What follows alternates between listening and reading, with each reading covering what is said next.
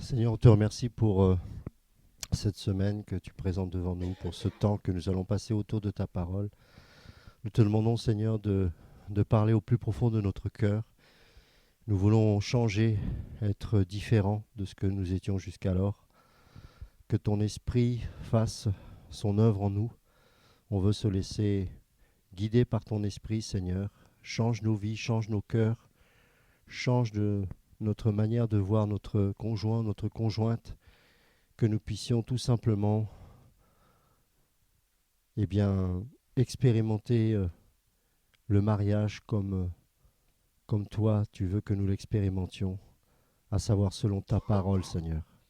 Merci de nous révéler ce qu'est l'époux véritable et ce qu'est véritablement l'épouse. Nous voulons être conformes, non pas à nos désirs charnels, mais à ta volonté, Seigneur. Que dès ce soir, tu nous ouvres les yeux, tu nous ouvres les cœurs, afin que tu puisses opérer en nous cette transformation si indispensable et si nécessaire pour nos vies, Seigneur. Merci pour la présence de mes frères et de mes sœurs. Je te demande de les guider. Je te prie également pour ceux qui sont sur la route avec les bouchons et les problèmes de RER. Seigneur, garde-les, qu'ils puissent arriver jusque-là et que tous ensemble nous puissions repartir de là en ayant reçu de toi, au nom de Jésus. Amen. Alors, bienvenue pour cette session d'Idasco sur les couples. Alors, il y a pas mal de retard, je pense qu'il y a pas mal de problèmes de RER. Bon, de toute façon, dès qu'il pleut, c'est la panique. Puis je pense qu'avec les attentats et tout ça, c'est un peu plus compliqué. Donc, en attendant, je vais peut-être... Qui est là pour la première fois? Levez la main, ceux qui sont là pour la première fois. Donc, il y a deux. Levez la main bien, où je vous identifie bien. Première ou deuxième fois, c'est pas... Laissez la main levée, que je vous identifie. Ok, d'accord, très bien. Ok, vous connaissez Didasco ou pas? D'accord. Alors juste pour vous faire un rappel, hein. Donc Didasco, on va appeler ça comme ça, un centre de formation. Donc la vision, c'est de former les enfants de Dieu, tout simplement, hein, que les enfants de Dieu aient la saine doctrine d'enraciner dans leur cœur. C'est important, hein, parce que c'est ce qui va... On sera jugé selon la parole, donc il vaut mieux la connaître, cette parole. Et je crois que pour ceux qui ont expérimenté les systèmes religieux pendant très longtemps, on nous a laissés dans l'ignorance. Donc ce centre a pour vocation de former gratuitement tous ceux et celles qui veulent vraiment recevoir la parole. On a un site dédié à Didasco. Donc pour ceux qui ne connaissent pas, à chaque fois c'est toujours compliqué pour moi, je ne me rappelle jamais, c'est www.centre-didasco.org. Voilà. Donc, vous pouvez également avoir accès sur ce site via TV de Vie, puisqu'il y a des petites fenêtres et il y a dedans Didasco également. Donc, tous les messages sont disponibles sur le site. Vous pouvez les écouter directement ou les télécharger gratuitement, hein. Voilà, en gros, donc tous les différents services qui vous sont proposés, que ce soit TV de Vie, Didasco, Pain Quotidien, Dokimos, Famille de Vie, etc., sont nés autour de la vision, bien sûr, de notre frère Chora, hein. Et donc, à partir de là, des équipes se sont établies dans différents services. Donc, vous doutez bien que je ne suis pas seul à travailler à Didasco. On a toute une équipe. Donc, il y a Guylaine qui est ici parmi nous, mais il y en a d'autres que vous ne verrez peut-être pas forcément tout le temps, mais qui font un travail vital parce que s'ils ne sont pas là, on ne peut pas faire grand-chose. Donc, ils s'occupent de la gestion du site, de l'organisation, des inscriptions, etc. Donc, on encourage toujours les gens à s'inscrire, simplement pour prévoir le nombre de chaises suffisant. Il y a des fois, même assez souvent, on est tellement nombreux que des fois, il faut presque 2 salles pour recevoir les gens. Donc, on a besoin de savoir à l'avance le nombre d'inscrits pour prévoir le nombre de chaises. Que vous soyez le plus confortablement installés. Voilà. Depuis quelque temps, nous nous déplaçons en province et une fois à l'étranger. Peut-être qu'on le fera un peu plus souvent cette année. On verra si Dieu nous parle clairement par rapport à ça. On est allé en Hongrie, sinon en France, on s'est déplacé à Marseille, à Nantes, à Cahors, etc. Donc, de plus en plus, on a à cœur de faire des week-ends intensifs comme ça en province pour que les gens puissent recevoir et puis poser des questions, etc. Il y a pas mal de projets, donc je vous encourage à être vigilant sur TV de Vie. On fera une annonce, on fera une émission spéciale Didasco où là, on parlera plus longuement de tous les projets, on présentera l'équipe parce qu'on a beaucoup, beaucoup de projets et je sais qu'il y a une grande soif dans le monde entier. Les gens veulent recevoir la parole et c'est un très bon signe pour nous, c'est qu'on voit que les gens sont accrochés vraiment à la parole de notre Seigneur et ça, c'est un très bon signe. Euh, Malheureusement, on n'est pas 50, donc c'est pas évident d'être partout à la fois. Mais c'est vrai qu'avec les moyens modernes aujourd'hui, on a la possibilité de faire des visioconférences, des choses comme ça. Donc on va réfléchir sur ça. Ça nous demande aussi de plus en plus de moyens, mais bon, Dieu fera grâce, j'en suis convaincu, si c'est de lui pourvoira. Voilà. Donc voilà, je rappelle que bien sûr tout est gratuit. Vous avez la possibilité, si vous souhaitez aussi bien sûr donner, de le faire, bien évidemment. Faites-le toujours librement, hein, sans contrainte, comme nous dit la parole. Et soyez certains qu'on gérera cet argent le mieux possible, sachant que c'est devant le Seigneur qu'on fait ça. Sachez qu'on est tous, on travaille tous, on n'est pas à plein temps, donc l'argent est à 100% pour le service de Dieu. On a à cœur aussi de dupliquer des CD de plus en plus pour que les gens puissent entendre la parole. Tous n'ont pas forcément Internet. Donc voilà, il y a beaucoup, beaucoup de choses à faire. Je ne sais pas s'il y a des questions sur Didasco, sur son fonctionnement. Ça va, c'est clair? En tout cas, soyez les bienvenus. Alors, jusqu'à présent, on a eu pas mal de monde sur les sessions de couple. Alors, c'est vrai que je ne les avais pas enregistrés pour... bon, je pensais que c'était pas forcément évident d'enregistrer cela parce qu'on a parlé de choses assez intimes du couple et il fallait pas que ça tombe entre toutes les oreilles, dans toutes les oreilles. Mais finalement, en voyant le besoin qu'il y avait, il y a beaucoup de demandes sur cet enseignement sur les couples et je me suis dit, bon, c'est quand même un peu dommage de ne pas l'enregistrer. Donc je prends le risque. Bon, on verra bien. Mais toute cette semaine, donc, ce sera enregistré parce que je sais que beaucoup, beaucoup de gens m'ont demandé cet enseignement. Et je vois qu'il y a un gros, gros, gros besoin pour les couples et que je pense que s'il y a un enjeu, c'est bien à ce niveau-là que l'enjeu se passe parce que les couples sont très attaqués et je réalise que les fondements n'y sont pas. On a même des prédicateurs, des gens qui ont 20 ans de service avec le Seigneur mais qui ne sont toujours pas très bien aguerris dans leur couple. C'est compliqué parce que si lorsqu'on rentre chez soi, c'est la pagaille, je ne vois pas comment le Seigneur peut nous confier des tâches si on n'est pas capable de gérer notre maison. Donc Dieu est un Dieu d'ordre. Et dans les royaumes de Dieu, Dieu établit des principes. Et c'est comme ça, depuis que Dieu s'est révélé aux hommes, il s'est révélé avec des lois, des commandements et des principes. Donc, même si on pleurniche devant le Seigneur, si on ne respecte pas les principes, on aura beau pleurnicher, ça ne changera rien. Parce que notre Dieu est un Dieu de principes. Et s'il y a bien des principes à respecter, c'est bien des principes qu'on doit respecter dans les couples. Et je vous rappelle qu'aujourd'hui, une des missions de la société actuelle, c'est de détruire les couples. Et pour cela, il s'attaque à l'identité et de l'homme et de la femme. La femme veut prendre la place de l'homme et l'homme, se sentant désécurisé, se féminise de plus en plus. Donc du coup, les couples chrétiens viennent avec cet arrière-plan. Il y a beaucoup de féminisme, par exemple, dans le milieu chrétien. Il y a beaucoup de machisme aussi dans le milieu chrétien. Mais il n'y a pas beaucoup de Dieu dans tout ça. Donc, il faut remettre les choses à leur juste place. Il faut remettre Dieu au centre des couples. C'est très important. Donc, pour cette première soirée, on va plutôt parler du commencement. Hein. Vous savez, quand Jésus, on lui posait des questions, il nous ramenait toujours au commencement. J'introduis souvent les sessions comme ça. Parce que notre Jésus, il est le commencement de toute chose. Il est un Dieu du commencement. Donc quand on sèche, quand on est en panne sèche et puis qu'on ne sait pas trop quoi penser sur telle ou telle chose, il est bon de revenir au commencement de toute chose. Et je voudrais qu'on prenne ensemble un passage dans le livre de Matthieu, Matthieu 19 à partir du verset 1. Donc pour ceux qui ont la nouvelle BJC, c'est la page 891. Et il arriva que quand Jésus eut achevé ses discours, il quitta la Galilée et alla dans le territoire de la Judée, au-delà du Jourdain. Et de grandes foules le suivirent, et là il guérit leurs malades. Alors les pharisiens vinrent à lui pour l'éprouver, et ils lui dirent: Est-il permis à un homme de répudier sa femme pour quelque cause que ce soit? Alors moi, ce que je trouvais extraordinaire chez ces pharisiens, c'est que moi, si j'avais Jésus en face et puis j'avais une question à poser concernant mon couple, c'est peut-être pas celle-là que j'aurais posée, hein. C'est plutôt comment aimer ma femme, hein, par exemple. Ou qu'est-ce que le mariage? Mais eux, non. Est-il permis à un homme de répudier sa femme pour quelque cause que ce soit?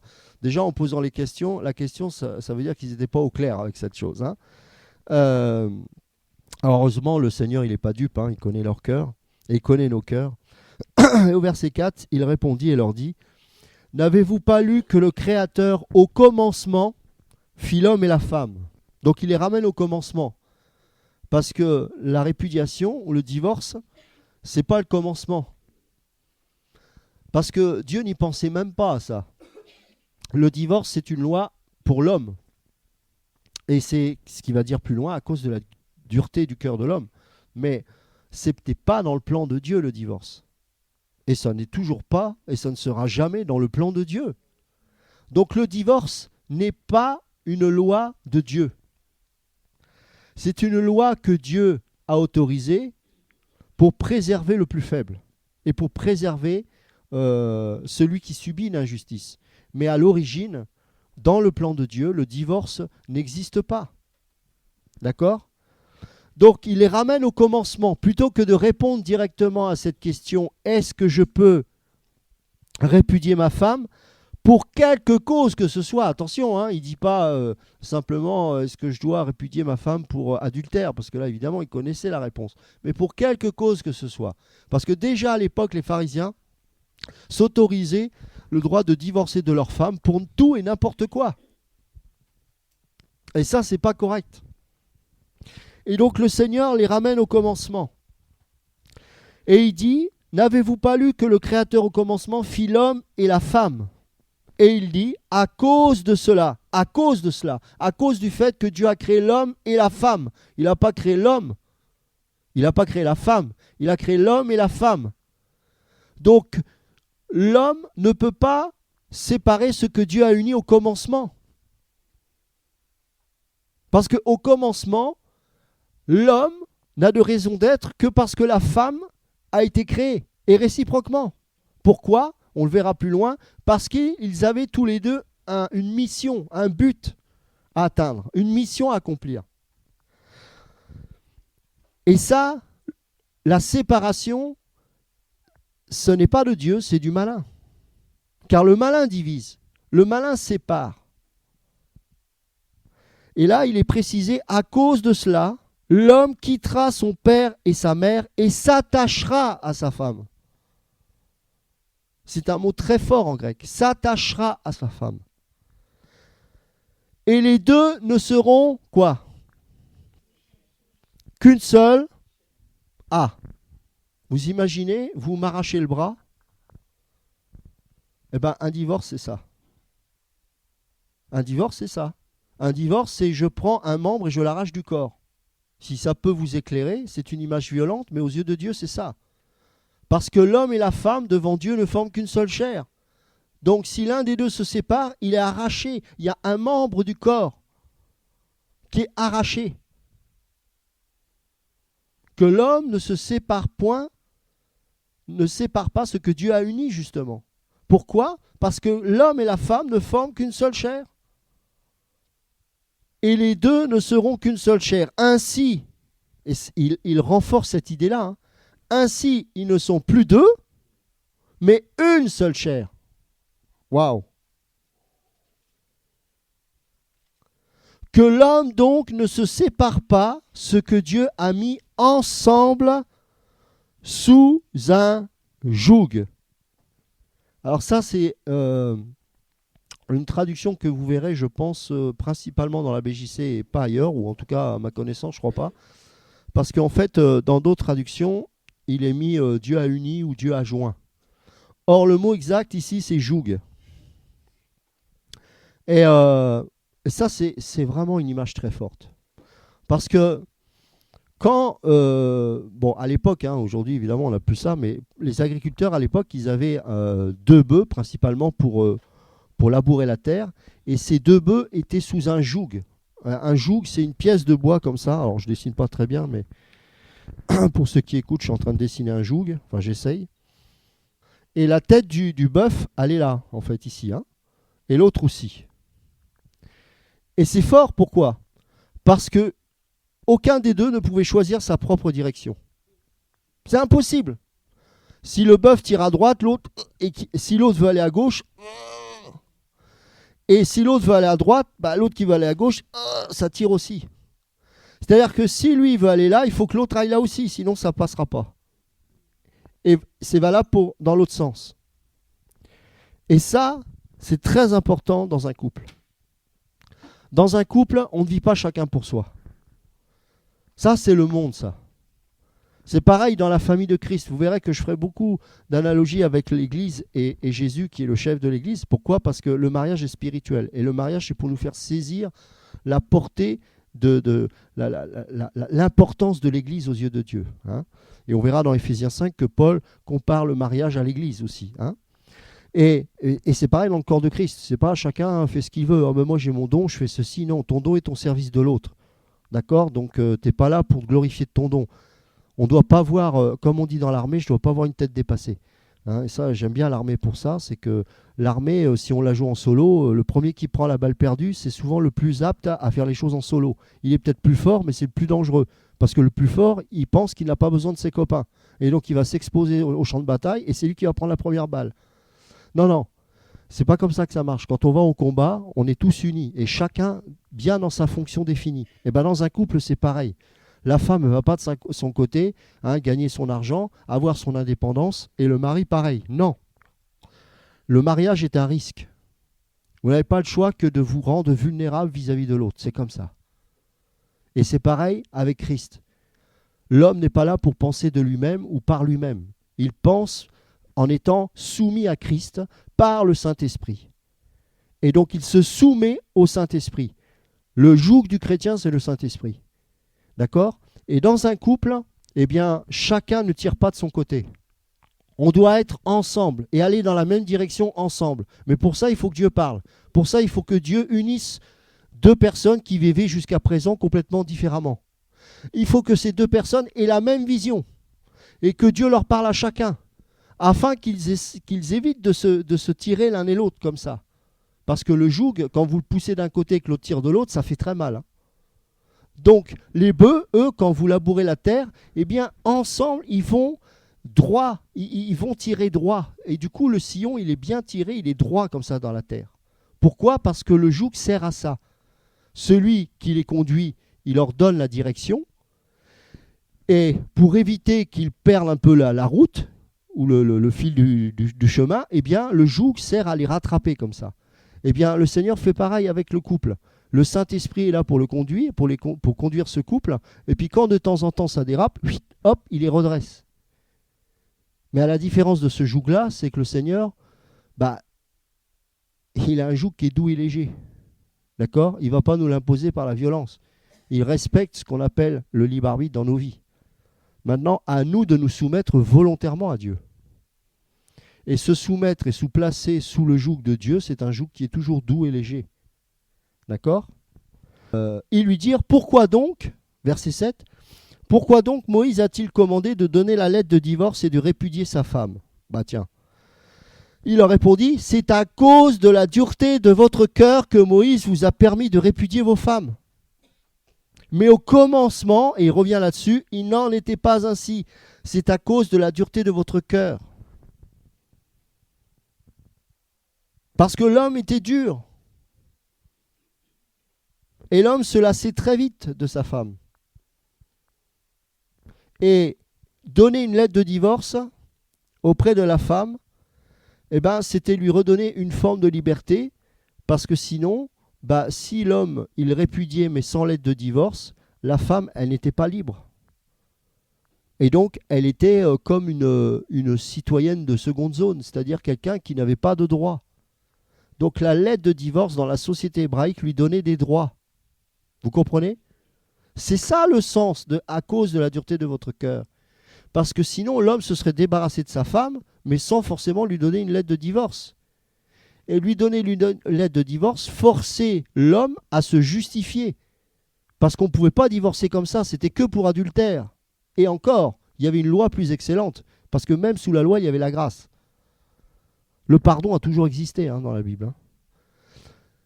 Et donc, la lettre du divorce était établie devant les anciens de la ville ou des tribus, et ils devaient dire pourquoi ils se séparaient de cette femme. Et si c'était légal, c'est-à-dire si c'était bien dans la Torah, alors ils validaient. Mais si ce n'était pas le cas, ben non. Ou alors il y avait des dédommagements, voire lapidation. Car l'adultère engendrait la lapidation chez celui qui avait commis l'adultère. Ça, il faut le savoir, c'était des lois très dures. Pourquoi ? Parce que la fidélité est dans le cœur même de Dieu. Et là, Jésus parle. Là, il parlait la loi de Moïse, mais maintenant Jésus parle au verset 9. Et moi, je vous dis que quiconque répudiera sa femme, si ce n'est pour cause d'adultère, et se mariera à une autre, commet un adultère. Et que celui qui se sera marié à celle qui est répudiée commet un adultère. Ah, les pharisiens le savent, ça. Ils le savent, c'est la loi. Ils pensaient peut-être pouvoir s'en sortir, je ne sais pas. Ses disciples lui dirent, ah ça c'est ses disciples qui parlent. Là, ce n'est pas les pharisiens, d'accord ? Regardez ce que disent les disciples. Si telle est la condition de l'homme à l'égard de la femme, il ne convient pas de se marier. Bah tiens. Sont bien les disciples, Mais il leur répondit, tous ne sont pas capables de cela, mais seulement ceux à qui cela est donné. Car il y a des eunuques qui sont ainsi nés dès le ventre de leur mère. Il y a des eunuques qui ont été faits eunuques par les hommes. Il y a des eunuques qui se sont faits eux-mêmes eunuques pour le royaume des cieux. Paul, par exemple. Que celui qui peut comprendre ceci le comprenne. Le mariage, c'est pas parce que Paul il a dit vaut mieux se marier que de brûler. D'abord, c'est pas Dieu qui parlait, c'était l'homme qui parlait, Paul. C'est pas parce que il dit ça que pour autant l'homme doit se marier pour pas brûler. Non, un mariage c'est une vision. C'est vraiment une vision. C'est quelque chose qui va déterminer toute votre vie. Donc vous ne pouvez pas faire n'importe quoi avec ça. D'accord ? Donc le mariage, c'est une vision. Et il y a des principes qui ne sont pas forcément dans la parole, mais qui sont évidents. C'est qu'on se marie avec la personne qui parle le même langage que nous. Je parle spirituel, évidemment. Mais aussi, on verra que ça a des implications dans la vie pratique de tous les jours. Il est difficile pour des gens de cultures différentes de se marier. Il est difficile pour des gens de niveaux de vie différents de se marier. Il est très compliqué pour des personnes d'un niveau social différent de se marier. Il faut vraiment bien mettre en règle toutes ces choses et bien les poser carte sur table avant d'envisager une relation. C'est très important. C'est très important. Avant de construire une tour, le maître dit il faut la regarder et voir l'ampleur des travaux. Avant d'envisager un mariage, il faut voir tel travers de caractère dans la vie de ma femme peut peut-être engendrer des difficultés dans mon service pour le Seigneur. Donc je dois anticiper cela. Si vraiment le Seigneur le veut, je dois me préparer à souffrir par rapport au comportement que je peux déjà voir en elle et qui n'est pas correct. Mais si Dieu me montre que c'est elle, je supporterai ces choses. Mais si ce n'est pas de Dieu, il ne faut pas se marier avec elle. Si vous voyez que ça peut être une pierre d'achoppement pour vous, si vous n'avez pas la conviction que c'est du Seigneur, il ne faut pas aller plus loin. Et réciproquement, la femme vis-à-vis de l'homme. Là, je parle en tant qu'homme, mais pour la femme, c'est pareil, bien évidemment. Donc c'est important. Votre vie va être déterminée. Pour ceux qui ne sont pas encore mariés ou qui sont en cours de mariage, attention, parce que c'est jusqu'à la mort. Et moi, je ne suis pas à dire qu'on peut divorcer pour cause d'adultère. C'est que même si elle couche avec tous les hommes de la terre, vous ne pouvez pas divorcer. Vous ne pourrez pas sortir d'ici en vous disant « Ludo m'a dit que c'était possible de divorcer ». Ça ne sortira jamais de ma bouche. Parce que dans le cœur de Dieu, le divorce n'existe même pas. Parce que s'il avait vraiment existé, il y a longtemps que Dieu aurait divorcé de nous le nombre de fois où on le trompe. Parce que tous les jours, malheureusement, on commet des adultères devant notre Seigneur. Mais lui reste fidèle. Donc nous devons, nous les hommes, parce que là ça parle aux hommes, c'est aux hommes qu'il ait reçu ce mandat et cette autorité. Et c'est lui qui divorce, c'est pas la femme. Donc l'homme doit dire devant son Seigneur et devant sa femme, je ne divorcerai jamais. C'est pas négociable, c'est même pas envisageable. Donc attention, avant d'en être au mariage, réfléchissez à tout ça. Parce qu'une fois que c'est fait, c'est fait. D'accord?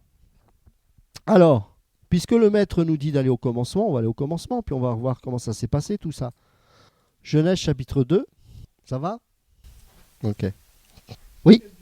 J'étais en train d'écouter ce que vous dites et je réalise que bien souvent, quand on se marie, on ne pense pas au service du Seigneur dans le mariage. Et souvent, ça pose beaucoup, beaucoup de problèmes parce que bien souvent, moi je prends mon cas dans le système. Dans le système, on ne nous parlait pas de ce que vous vous mariez, vous allez servir Dieu, mais on se mariait et puis bon, on est marié. Mais après, ça engendre des problèmes parce que c'est pas Dieu qui était à la tête de la chose. Effectivement, quand je me suis marié, moi, tout a tourné autour de mon service pour le Seigneur parce que je savais que je devais le servir et il fallait que cette femme que j'allais épouser corresponde à mon appel. C'était pas négociable parce que je savais ce que le Seigneur m'avait demandé. Donc il fallait que... Voilà, je connaissais un pasteur du ministère dans lequel j'étais. Il a été... c'était le fondateur de ce ministère et il était veuf et puis le Seigneur lui avait montré sa future femme. Mais c'est pas pour autant qu'il s'est marié tout de suite avec elle, parce qu'il voyait de la jalousie en elle et il s'est dit avec le service que j'ai en tant que pasteur, il faut que Dieu la guérisse. Et pendant 7 ans, il a attendu qu'elle soit totalement guérie de cette jalousie. Et au bout de 7 ans, il s'est donc fiancé et marié. Donc, vous savez, le problème qu'ont les hommes, c'est un manque de caractère. Il fut un temps, je ne veux pas jouer au vieux, mais on avait encore des hommes qui avaient un minimum de tripes. Aujourd'hui, si la femme elle est dans cet état-là, à être une véritable Jézabel dans la plupart des cas, c'est parce qu'elles n'ont pas en face des hommes de caractère.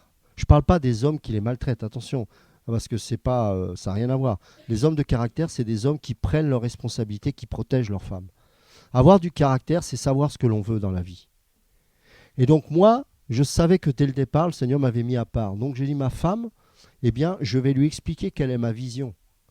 Et même sur la doctrine, toutes les doctrines dites fondamentales, je les abordais avec ma femme. Parce que s'il y avait des points sur lesquels on divergeait et que moi je trouvais que ce n'était pas négociable, je ne me serais pas marié avec elle. C'est important ça. Sur la doctrine de Christ, sur tous ces aspects, eh bien on a revu ça ensemble. Donc doctrinalement, on devait être calés tous les deux. Alors je ne parle pas sur les détails évidemment, mais je parle des doctrines les plus importantes. Donc vous devez avoir ces exigences-là. Le problème, c'est que la plupart des hommes n'ont pas d'exigence avec eux-mêmes non plus.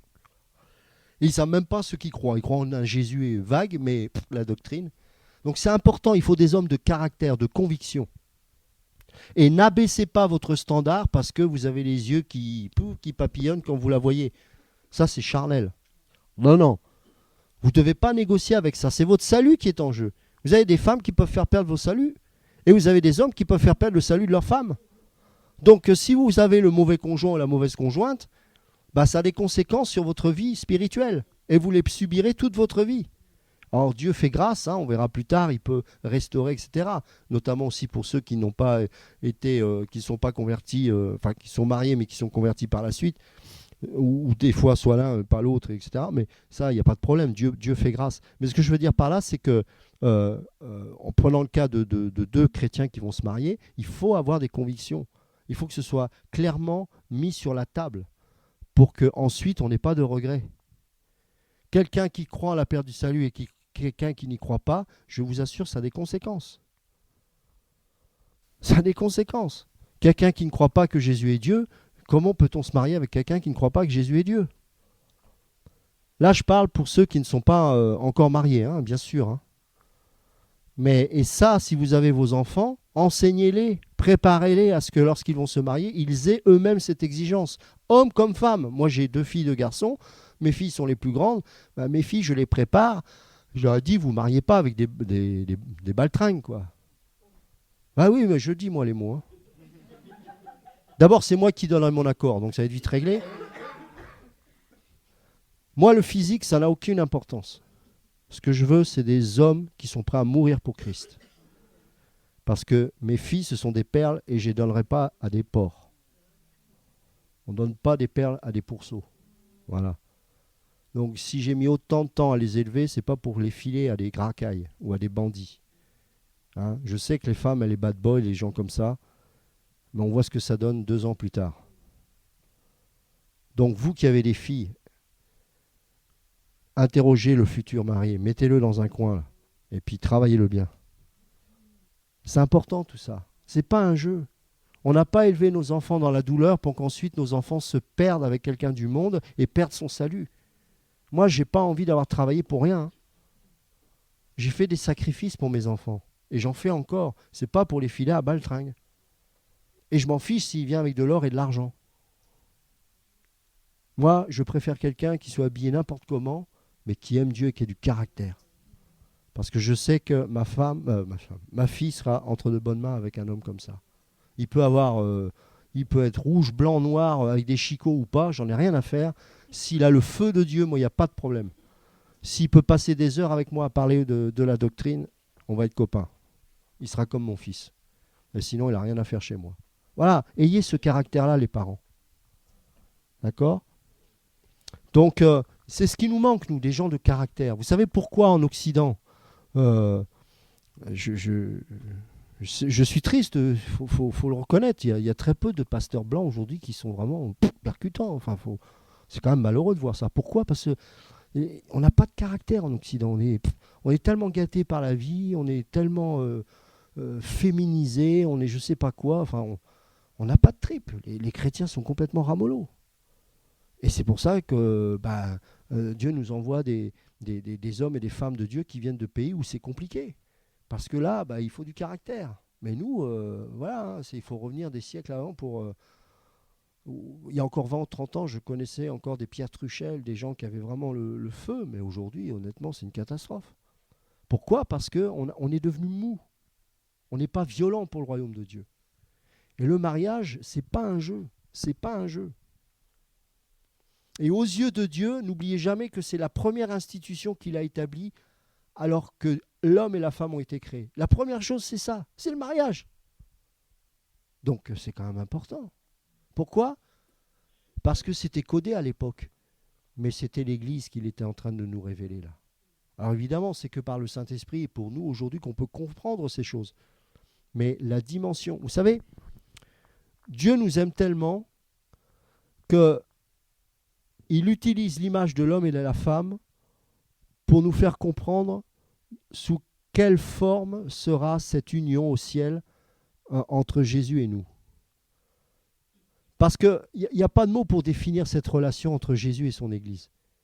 Mais par contre, quand on voit quand l'homme et la femme s'unissent jusqu'au lit conjugal, eh bien, on peut percevoir l'amour de Dieu au travers d'un mariage et de l'amour que l'on manifeste l'un pour l'autre. On peut comprendre combien Dieu nous aime lorsqu'on a une femme et qu'on doit l'honorer. Et c'est pour ça que plus vous allez aimer votre femme comme Christ nous aime, plus vous allez comprendre le caractère de serviteur qui est en vous. Parce que l'homme a cette vocation de servir l'autre. Et le problème, c'est qu'on est dans une société aujourd'hui où on se sert plus qu'on ne sert. Or, l'homme n'a pas pour vocation de se servir. Je vois qu'il y a beaucoup de gens d'origine africaine. Vous savez combien les papas africains dépouillent leurs enfants et se servent. Alors qu'ils devraient servir l'autre. Moi, je mange toujours en dernier. Je fais attention à ce que le meilleur soit pour mes enfants et pour ma femme. Je ne leur dis pas, mais ils le savent. Dans les moindres détails de ma vie, je fais attention. S'il y a telle partie du poulet que j'aime et que mes enfants aiment, c'est pour eux. Je les enseigne même quand je mange. Parce qu'un homme, je veux que mes filles voient un papa qui est passé son temps, avec plein de défauts, hein, j'en ai des tonnes, hein, malheureusement. Mais il doit voir en moi quelqu'un qui se donne pour l'autre et qui sert. Un homme de Dieu sert sa femme, un homme de Dieu sert ses enfants, il ne se sert pas. Un homme de Dieu se couche le dernier et se lève le premier. Un homme de Dieu mange quand tout le monde est servi. Et je sais que dans la tradition et dans la culture de certains pays, y compris le nôtre à une époque, c'était le contraire, mais ce n'est pas biblique. Et quand nos enfants voient ce genre de modèle, eux-mêmes, ils reproduiront ces choses à leur tour. Sinon, on va produire encore des gens qui vont passer leur temps à faire comme leur papa. Je me sers, je me sers, je me sers. Et quand je dis je me sers, ce n'est pas seulement se servir matériellement. C'est se servir émotionnellement. Jouer avec l'émotion de l'autre. Manipuler. Pleurnicher. C'est aussi se servir. Et vous savez, il y a des fois où vous devrez apprendre à pleurer dans votre coin sans que vos enfants le voient, sans que votre femme le voie. Sans même que votre femme puisse le ressentir. C'est aussi avoir du caractère. Et vous savez, Dieu est en train de remettre les fondements dans les couples parce que c'est la première institution que le diable attaque. Car si un couple est attaqué, ni l'homme ni la femme ne peuvent servir Dieu correctement. C'est la première institution divine, le mariage. Pourquoi ? Parce que cela nous parle d'une relation d'amour entre Dieu et l'homme. Et le seul moyen de comprendre la dimension de cet amour, c'est en se mariant. Ne former qu'une seule chair, comme Christ et son Église ne forment qu'une seule chair, qu'une seule entité. Genèse chapitre 2, verset 18. Et Yahweh Dieu dit, il n'est pas bon que l'homme soit,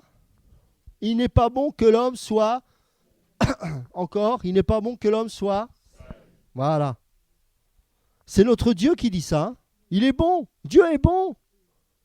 Dieu, il voyait que l'homme était seul. Mais dans sa tête, il n'avait jamais prévu qu'il vive seul.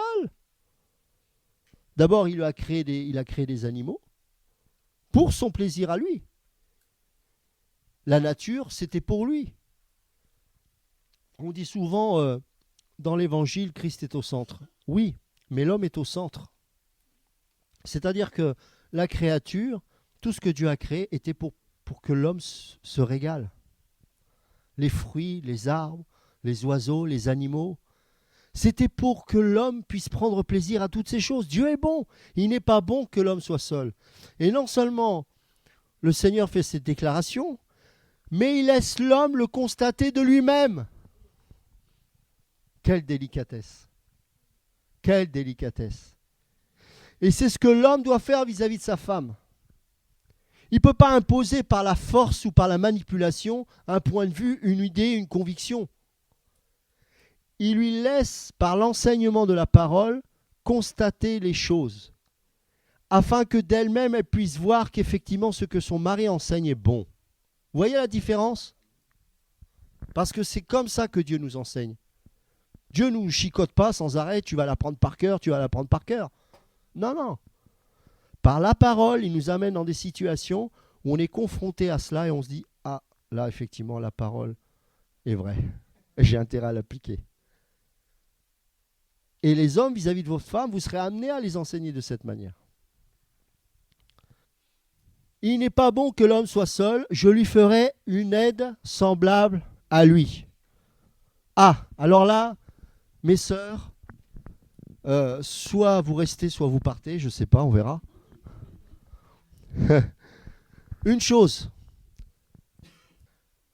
la femme n'a pas été créée pour diriger. Alors diriger sa maison, son foyer, ses enfants, oui, bien évidemment. La femme a été créée pour être une aide. Allô ? Ça va, ne me lapide pas, je peux continuer. La femme a été créée pour être une aide. Qu'est-ce que ça veut dire concrètement ? Prenons le cas de ma soeur. J'ai rien reçu, hein, c'est juste un exemple. Hein, on se calme parce que les gens sont tellement bizarres. Imaginez, elle a un super poste à l'ambassade de je ne sais pas quel pays, elle gagne beaucoup d'argent. Et puis elle a à cœur un type. Mais le type, il ne travaille pas, il ne gagne pas un radis. Vous croyez qu'elle va être une aide pour lui ? Ben non. Et le problème, c'est que si lui, en se mariant avec elle, reste dans cette situation, il va la pousser à devenir une Jézabel. Parce qu'elle va être obligée de prendre des responsabilités qui ne sont pas les siennes. Donc, cette situation-là n'est pas biblique. Ça ne veut pas dire qu'elle ne doit pas travailler, c'est pas ce que je veux dire. C'est que son mariage va être bancal. Et qu'il vaut mieux qu'elle se marie avec quelqu'un où elle a de fortes chances d'être une aide, plutôt qu'elle puisse se marier avec un boulet, qu'elle va traîner toute sa vie parce qu'il ne va jamais rien faire et elle va toujours mettre la main au portefeuille. Ce n'est pas son mandat. La femme n'a pas été créée pour ça, elle a été créée pour être une aide. Donc l'homme doit prendre ses responsabilités. L'homme doit travailler. L'homme doit ramener l'argent. Ça ne veut pas dire que la femme ne doit pas ramener l'argent, mais l'homme doit être le responsable de son foyer et protéger sa femme, financièrement, physiquement et spirituellement. Et voilà le drame des couples d'aujourd'hui. C'est que la plupart des couples, dans la plupart des couples, les rôles sont inversés.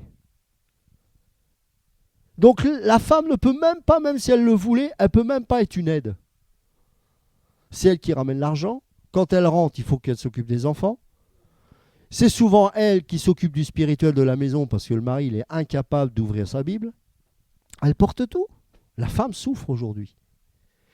Et donc en faisant ça, l'homme l'expose à être un homme. La femme a été créée pour être une aide. Pour être une aide. Pas pour prendre la tête, pour être une aide. Je lui ferai une aide, mais la portée de ce verset est immense. Une aide semblable à lui. Qu'est-ce que ça veut dire? C'est pas de même nature seulement, c'est pas de même chair, de même vision, de même perception des choses. Et vous verrez plus loin que ce que je dis, c'est pas de moi, c'est dans la parole. Car plus tard, lorsque l'homme va se réveiller, il va voir sa femme, il va dire quelque chose de très particulier. Oui. Du coup, je vais revenir sur ce que vous disiez, que l'homme doit protéger son foyer spirituellement, physiquement, financièrement. Et en fait, quand il s'adonne pas à ses tâches, en fait, il expose la femme, du coup, à prendre les responsabilités de l'homme. Mais du coup, nous, en tant que femmes, quelle attitude on doit adopter, du coup, si on est vraiment face à cette situation? Bonne question. Alors, je voulais l'aborder un peu plus tard, mais on peut en parler, c'est pas grave. En fait, il faut être très spirituel. C'est-à-dire que vous pensez bien qu'on a beaucoup d'exemples dans cette situation, forcément. Parce que les gens se convertissent dans l'état où ils sont. Voilà, on ne choisit pas. Et je prends l'exemple d'une femme, par exemple, qui était convertie depuis plus de 10 ans et son mari venait juste de se convertir. Et l'homme se sentait incapable d'enseigner sa femme. Et la femme, toujours Dieu m'a dit, machin, bon, elle aime le Seigneur, c'est pas un problème, mais je sentais que c'était un peu lourd pour son mari, il avait du mal à s'affirmer. Et puis je pose la question à cette femme, je lui dis, mais qui est ton pasteur? Évidemment, elle me dit, c'est Jésus. Ouais, ok, d'accord. Mais ton pasteur physique, elle dit, j'ai quitté les assemblées, c'est le Seigneur. Et je le regarde, je dis, mais il est juste en face de toi, c'est ton mari. Et elle était sur le point de tomber dans les pommes, pourquoi? Parce qu'en fait, elle disait, ouais, mais moi je connais plus que lui. Et lui-même disait, qu'est-ce que tu veux que j'enseigne à ma femme à 10 ans de conversion? Et dans ce cas-là, pour répondre précisément à cet exemple, elle doit en toute humilité se placer sous son autorité et faire confiance que Dieu va le oindre, son mari, pour qu'elle reçoive. La Bible déclare que Dieu résiste aux orgueilleux, mais il fait grâce aux humbles. On ne peut recevoir que si on se place avec toute humilité sous l'autorité de l'onction. Donc, ce n'est pas une question de savoir que cette sœur a 10 ans de plus que lui de vie chrétienne. C'est de savoir, est-ce que je peux continuer comme ça à résister à Dieu, ou est-ce que je choisis enfin de me placer sous l'onction de mon mari, parce que qu'il ait 1 an de conversion ou pas, Dieu l'a oint pour être mon autorité sur ma vie. Donc, Dieu va être capable de l'utiliser pour m'enseigner. Donc le problème, ce n'est pas mon mari, c'est mon orgueil. Est-ce que je suis prêt à m'humilier? Humiliez-vous sous la puissante main de Dieu afin qu'il vous élève au temps convenable. Paul dit dans l'épître aux Philippiens, considérez l'autre comme supérieur à vous-même. Et dans le cadre du couple, c'est là qu'il faut mettre ces choses en pratique. Donc ça va être tout un travail d'humilité que tu dois faire vis-à-vis de ton mari, en lui confiant et en prenant le risque, parce qu'il y aura un risque, parce qu'il va sûrement se gameler au départ, il y aura des erreurs, c'est pas grave. mais l'homme va se sentir un peu plus homme. Plus tu vas lui confier quelques responsabilités, plus tu vas prendre le risque de l'élever un peu en position, plus tu vas voir qu'il va devenir un peu plus homme dans son couple. Et donc les choses qui te frustraient dans ta vie par rapport à son comportement, vont disparaître parce qu'il va reprendre sa place d'homme qu'il avait perdue. Donc là, ton travail, ça va être justement d'avoir cette humilité, de te placer sous lui, même s'il y a des choses que tu connais plus que lui, mais il faut faire confiance au Seigneur et Dieu va le oindre pour ça. Et toi, ça va te faire grandir dans l'humilité et tu vas commencer à recevoir. Et le problème des femmes, c'est la dureté du cœur. C'est que très souvent, elles ont du mal parce qu'elles voient toujours les travers de leur mari, mais elles voient rarement leurs qualités. Mais excusez-moi, mais il en a bien forcément quelques-unes, sinon tu ne serais pas marié avec lui. Hein, et plutôt que de regarder toujours la paille, regarde la poutre qui est dans ton cœur. C'est pas toi je parle, évidemment, je parle en général. Mais parce que très souvent, Dieu nous place des gens comme ça pour voir combien on est orgueilleux. Et du coup, notre mari, il est tétanisé parce que moi, ce pauvre monsieur, quand je lui posais la question, il me disait sans cesse « Ah oui, mais moi, j'ai rien à lui apprendre à ma femme. » Je dis « Mais tu peux pas parler comme ça. Tu déshonores Dieu quelque part en parlant ainsi. C'est pas une question de conversion et de connaissance. » Moi, je connais des couples, c'est très compliqué parce que la femme, il faut toujours qu'elle ait un mot, soi-disant, elle méprise son mari parce qu'elle se place dans une position de supériorité en disant « Ouais, mais moi, je connais plus telle ou telle chose. » C'est vrai, elle connaît plus de choses que son mari, que je pense à un couple, sauf qu'elle n'a pas l'onction. Donc tu n'as pas la connaissance, tu n'as pas l'onction, c'est pas ça que... Moi je préfère quelqu'un qui dit Jésus t'aime avec l'onction que quelqu'un qui me sort toute une théologie complètement vide de sens, quoi, et vide de profondeur et vide d'onction. Donc c'est les principes du royaume qu'on doit respecter. Donc évidemment, ça ne va pas se faire du jour au lendemain, mais c'est quelque chose que tu vas pouvoir prendre comme défi et de construire dans ton couple. C'est-à-dire que, ok, il est maladroit, il y a des trucs des fois, mais petit à petit, montre-lui que tu lui fais confiance et que tu te places sous son autorité. Voilà, ça c'est important. Ça va, ça répond? Ouais, ok. Donc on continue. Car Yahweh Dieu forma, alors oui, je lui ferai une aide semblable à lui. Verset 19, car Yahweh Dieu forma de la terre tous les animaux des champs et tous les oiseaux du ciel, puis il les fit venir vers Adam pour voir comment il les nommerait, et afin que le nom qu'Adam donnerait à tout animal fût son nom. Alors, des fois, bon, c'est pas parce que c'est la BJC, mais c'est vrai qu'elle est quand même super cette version. Pourquoi? Parce qu'on croit des fois, il y a des fautes de syntaxe, des répétitions, mais non, tout est... Il faut redonner le sens aux mots, hein, c'est important. Il les fit venir vers Adam. Donc première chose déjà, c'est que Dieu fait venir à lui les animaux. D'accord? C'est pas lui qui va vers les animaux, c'est les animaux qui viennent à lui. D'accord? C'est-à-dire que c'est Dieu qui fait venir à vous les gens. Et parce que Dieu vous donne le discernement, vous dites ça c'est ceci, ça c'est cela, ça c'est tatati, ça c'est tatata. Et dans la pensée hébraïque, quand on donne un nom, on donne un caractère. Jacob, magouilleur. D'accord? Donc là, quand il donnait les noms, il est dit précisément, c'est pour ça que ce n'est pas des fautes de syntaxe, hein, et afin que le nom qu'Adam donnerait à tout animal fût son nom. C'est fort ça. Ça veut dire quoi? Ça veut dire afin que le nom qu'Adam va donner sur tel animal, eh bien ce soit le caractère lié à son nom qui lui soit attribué. C'est ça que ça veut dire, c'est fort. Donc s'il dit éléphant, il va lui donner la placidité de l'éléphant. S'il dit ça c'est un lion, il va lui donner la force et la royauté. Ça veut dire qu'il avait un pouvoir sur cette terre, l'homme. Et bien sûr, il y a eu la chute. Mais en tant qu'homme né de nouveau, tu as un pouvoir dans ton couple. De nommer les choses de la part de Dieu. Et tout ce qui sort de la bouche doit toujours communiquer une vision dans ton couple. Toujours. Ne maltraite pas ta femme, ne dis pas des malédictions, ne plaisante pas en se moquant d'elle. Donne des paroles de grâce et de vision. Parce que de ta bouche sort la vie ou la mort, nous dit l'épître de Jacques. Et donc toi, tu es là, Dieu a restauré cette autorité et ce mandat. Tu as la capacité de nommer les choses. Donc quand tu as une vision que tu reçois de Dieu, prie pour que ta femme la reçoive et ensemble, mettez-y un nom autour de cette vision. Et ensuite, elle, en tant qu'aide, va tout faire pour que toi, en tant qu'homme, avec ta femme, vous puissiez réaliser cette chose. Et donc, l'homme, en nommant les animaux, avait une autorité et lui attribuait un caractère. C'est fort, hein? C'est très fort. Mais ce n'est pas tout. Et Adam donna des noms à tout le bétail. Il n'en a pas manqué un à l'appel, hein? Et aux oiseaux du ciel, et à tous les animaux des champs. Mais pour Adam, c'est-à-dire pour lui-même, il ne trouva point d'aide semblable à lui. Il ne savait pas ce qu'il lui fallait, mais il lui manquait quelque chose d'important. Et le Seigneur voulait qu'il éprouve ce manque. Il voulait, parce que ce qui allait lui manquer ne devait pas se confondre avec les animaux. Il fallait qu'il reconnaisse qu'il y avait quelque chose de différent dont il avait besoin.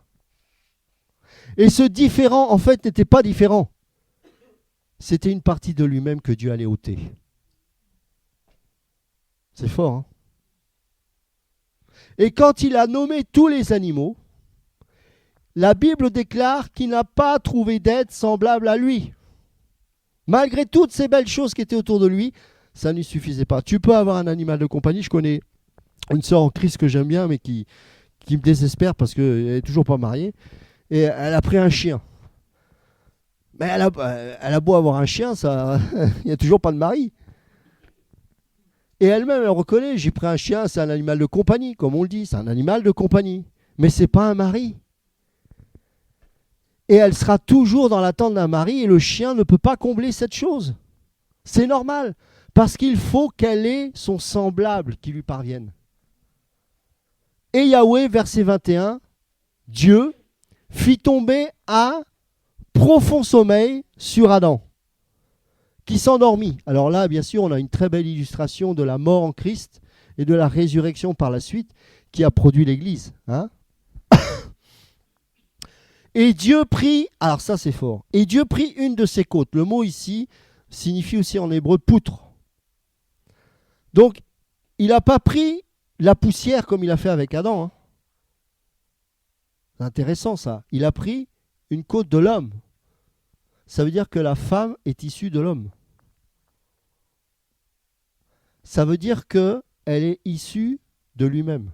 Et d'ailleurs, en hébreu, le mot homme, c'est ish. Et le mot femme, c'est isha. Le a étant le féminin. C'est-à-dire que même dans l'écriture hébraïque, le féminin, c'est le prolongement de l'homme. Car il suffit juste de rajouter le féminin, à savoir le a, pour que le mot femme apparaisse. Mais la racine est la même, c'est ish. C'est fort. Dieu fit tomber un profond sommeil sur Adam qui s'endormit. Et Dieu prit une de ses côtes et referma la chair à partir de cette côte. Voilà l'origine de la femme. Elle a été créée à partir de la côte. C'est-à-dire que Dieu a extirpé toute la féminité de l'homme pour en faire un être à part. C'est pour ça qu'un homme ne peut pas se marier avec un homme. Bah oui. Bah oui. Et c'est pour ça qu'une femme ne peut pas se marier avec une femme.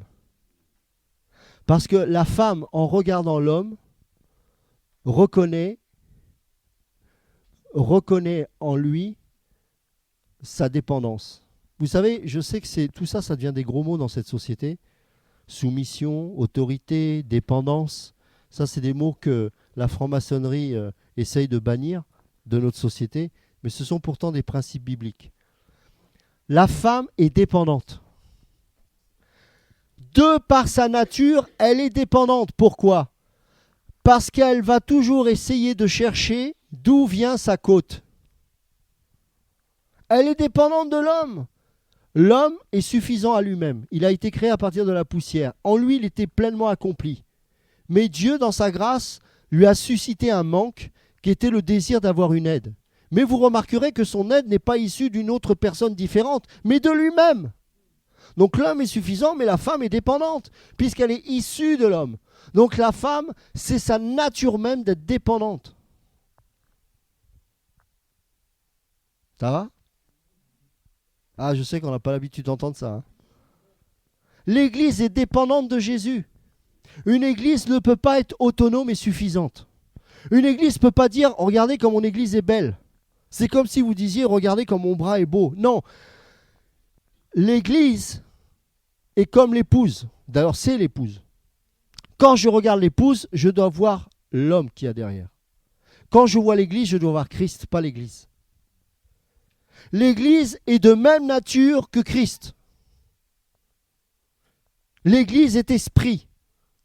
Jésus est esprit. Ce n'est pas un bâtiment. La femme est de même nature que l'homme. Est-ce que vous comprenez? Et Dieu prit une de ses côtes et referma la chair à la place de cette côte. Et regardez ce que la déclaration de Dieu, c'est extraordinaire.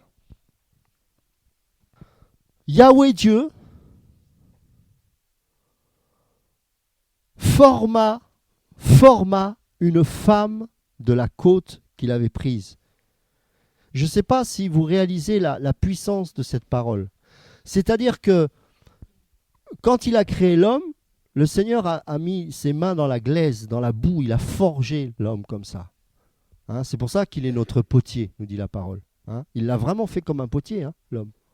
Et ensuite, il a mis son affect, son souffle en nous. Et on est devenu une âme vivante. Vous remarquerez qu'avant la chute, il n'y avait pas de distinction entre l'esprit et l'âme.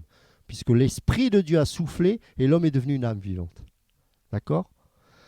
Mais là, il a formé, c'est-à-dire qu'il a pris aussi son temps, mais pour former la femme autour de cette côte qui venait de l'homme. C'est-à-dire que le fondement même de la femme, c'est l'homme. La femme est un vase fragile. La femme a été créée fragile et dépendante et vulnérable. Dieu l'a voulu ainsi. Comme l'Église est vulnérable sans sa tête. Comme l'Église, elle est dépendante de Jésus lui-même. C'est pour ça qu'une Église qui est autonome est une Église diabolique. L'Église est faible parce qu'elle est dépendante de celui qui l'a créée, à savoir Christ. L'Église ne peut pas être forte. C'est pour ça que Paul disait, c'est quand je suis faible que je suis fort. Parce que c'est dans la faiblesse que la force de Dieu se manifeste. C'est dans la dépendance vis-à-vis de Dieu que nous allons trouver notre salut. Lorsque l'homme devient suffisant à lui-même, il se perd. Et c'est ce que Satan veut. Dieu a-t-il réellement dit ? Mais vous serez comme des dieux, et il le sait si vous mangez ce fruit-là. Autonome, suffisance. Et c'est ce qui s'est passé. L'homme s'est aperçu qu'il était nu. Et Dieu va lui dire, comment sais-tu que tu es nu ? Avant, il n'était pas conscient de lui, il était conscient de Dieu. Et donc, parce qu'il était conscient de Dieu, il ne pouvait pas savoir qu'il était nu. L'innocence. C'est ça l'innocence.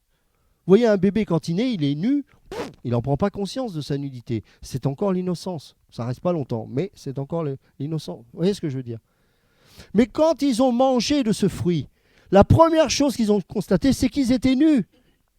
Conscience de soi, ils sont devenus conscients d'eux-mêmes. C'est en cela que Satan, malheureusement, avait en partie raison en disant « vous serez comme des dieux ». Oui, ils sont devenus des dieux. Ils sont devenus le centre d'eux-mêmes. Et là, ils sont aperçus qu'ils étaient nus. C'est pour ça que Dieu a dit « mais qui vous a dit que vous étiez nus ? Vous êtes sortis de ma dispensation de l'innocence. Vous êtes devenus conscients. La femme doit être consciente de sa dépendance vis-à-vis de son époux. C'est un risque d'aimer. C'est un risque. La foi, c'est quoi ? C'est un risque. Je prends les risques de me laisser aimer de Dieu. J'ai la possibilité de prendre tel chemin dans ma vie. J'ai les capacités, j'ai les compétences, j'ai les connaissances. Et le Seigneur me dit, tu prends un autre chemin. Je prends ce risque. Je ne sais pas ce qui va m'arriver, mais je prends ce risque. Je me rends vulnérable. La foi, c'est pas être fort. La foi, c'est être faible. La foi, c'est dépendre de la force d'un autre et de la compétence et de la qualité d'un autre. Et cet autre, c'est Dieu lui-même. Alors bien sûr, il est parfait. Mais ça, c'est facile de le dire. Mais quand on le vit, c'est autre chose. Choisir le chemin de la foi, c'est choisir le chemin de la vulnérabilité et de la dépendance. Tout comme la femme, lorsqu'elle choisit son mari, elle prend le risque de se soumettre à quelqu'un dont elle n'est pas sûre qu'il va être fiable à 100%. Et je vais vous dire une bonne nouvelle, il ne sera pas fiable à 100%, le gars. Loin s'en faut. Mais il vous demandera de le faire. Alors évidemment, il y a des limites à cela. C'est qu'il ne doit jamais toucher à votre intégrité, bien évidemment. Tout comme Dieu ne touche pas à notre intégrité, à notre libre arbitre. Mais tu devras apprendre en tant qu'épouse à lui faire confiance. Et l'homme devra apprendre à gérer cette confiance. Parce que le risque, lorsque l'homme voit une femme qui lui donne une telle confiance, le risque que prend cet homme, c'est d'en abuser. Et beaucoup d'hommes abusent de cette confiance. Et parce qu'ils en ont trop abusé, la femme se ferme, parce qu'elle est un vase plus fragile. Donc là, Yahweh Dieu va former une femme de la côte qu'il avait prise d'Adam et il l'amena vers Adam. Ah, voilà la règle d'or pour choisir sa femme. Homme, c'est Dieu qui doit te l'amener. C'est Dieu qui doit te l'amener. Pas moi qui le dis, hein. Il l'amena vers Adam. Il a amené les animaux. Il a constaté que ce n'était pas là-dedans qu'il y avait son aide. Dieu, là, cette fois, va amener cette femme à Adam. Et regardez ce qu'il va dire au verset 23. Alors Adam dit, voici, cette fois, celle qui est quoi? Os de mes os et chair de ma chair. On l'appellera femme, Isha, parce qu'elle a été prise de l'homme, Ish. Là, on comprend mieux en hébreu. On l'appellera femme. Pourquoi? Parce qu'elle a été prise de l'homme. Donc, c'est-à-dire, on l'appellera de même nature que l'homme, puisqu'elle a été prise à partir de là. C'est ça que ça veut dire en hébreu. Hein? Ish, Isha. Mais il va dire, voici celle qui est os de mes os et chair de ma chair. Alors, est-ce qu'il y a un couple ici? Alors, un couple volontaire. J'ai besoin d'un couple volontaire qui vienne ici me rejoindre. N'ayez pas peur, je vais pas... Allez, ok. Alors tu te tournes vers ta femme, voilà. Donc, c'est Adam, d'accord? Et là, Dieu amène Ève vers Adam, d'accord? Bon alors là, il va pas voir un éléphant, hein? Il va pas voir un perroquet, il va pas voir je sais pas quoi. Il va voir quelque chose qu'il n'a, je vous rappelle, jamais vu jusqu'alors. D'accord? Mais qu'est-ce qu'il va dire là? Voici, cette fois-ci, donc cette fois c'est la bonne. Qu'est-ce qui est dit ensuite?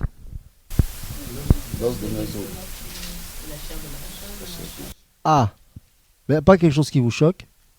Comment il peut voir à l'intérieur son os? Parce que il est spirituel, Adam.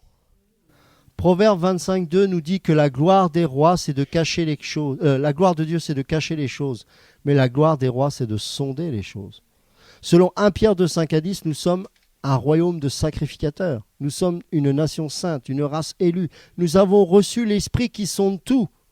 Donc, quand Serge a vu sa femme, il n'a pas fait canon, même si c'est le cas. Non, parce qu'il est spirituel. Il n'a pas fait « Waouh, la chair de ma chair ». Non, il a dit « Voici l'os de mes os ». C'est-à-dire « Voici le prolongement de moi-même, celle qui sera mon aide pour accomplir la mission de Dieu ».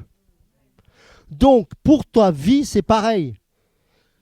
C'est Dieu qui doit amener ta femme et tu dois reconnaître en elle non pas la chair, celle qui est belle, et bien sûr qu'elle est belle forcément, mais celle qui est l'os de ses os, le prolongement de toi-même, celle qui va accomplir ton appel et son appel, hein, puisqu'ils sont intimement liés, jusqu'au bout. Vous allez servir Dieu ensemble. Vous allez dire, ah c'est elle que Dieu a placée, je sais que c'est elle. Le mariage est spirituel.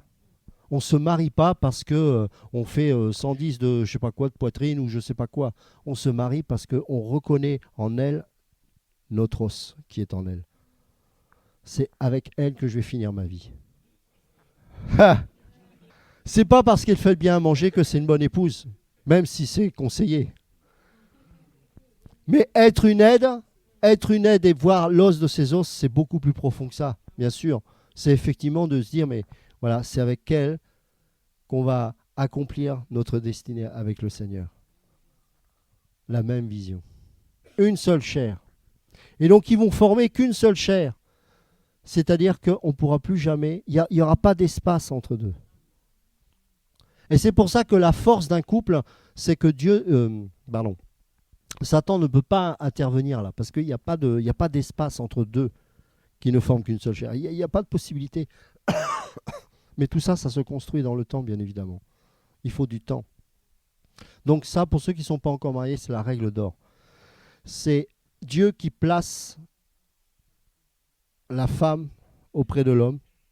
Et l'homme, par le Saint-Esprit, il reçoit la révélation que c'est l'os de ses os et la chair de sa chair. Merci. Oui. De moi, je vois que le monde est à refaire, j'ai l'impression. Le monde est à refaire, et surtout à la fin, donc on ne va pas le refaire. Ah. Tout ce qu'on voit ici, on devait reprendre moi à zéro. Sinon, c'est vraiment compliqué. Si on voit comment le monde évolue, vraiment, il y a un paradoxe. Pour moi, on a beaucoup à faire, vraiment beaucoup.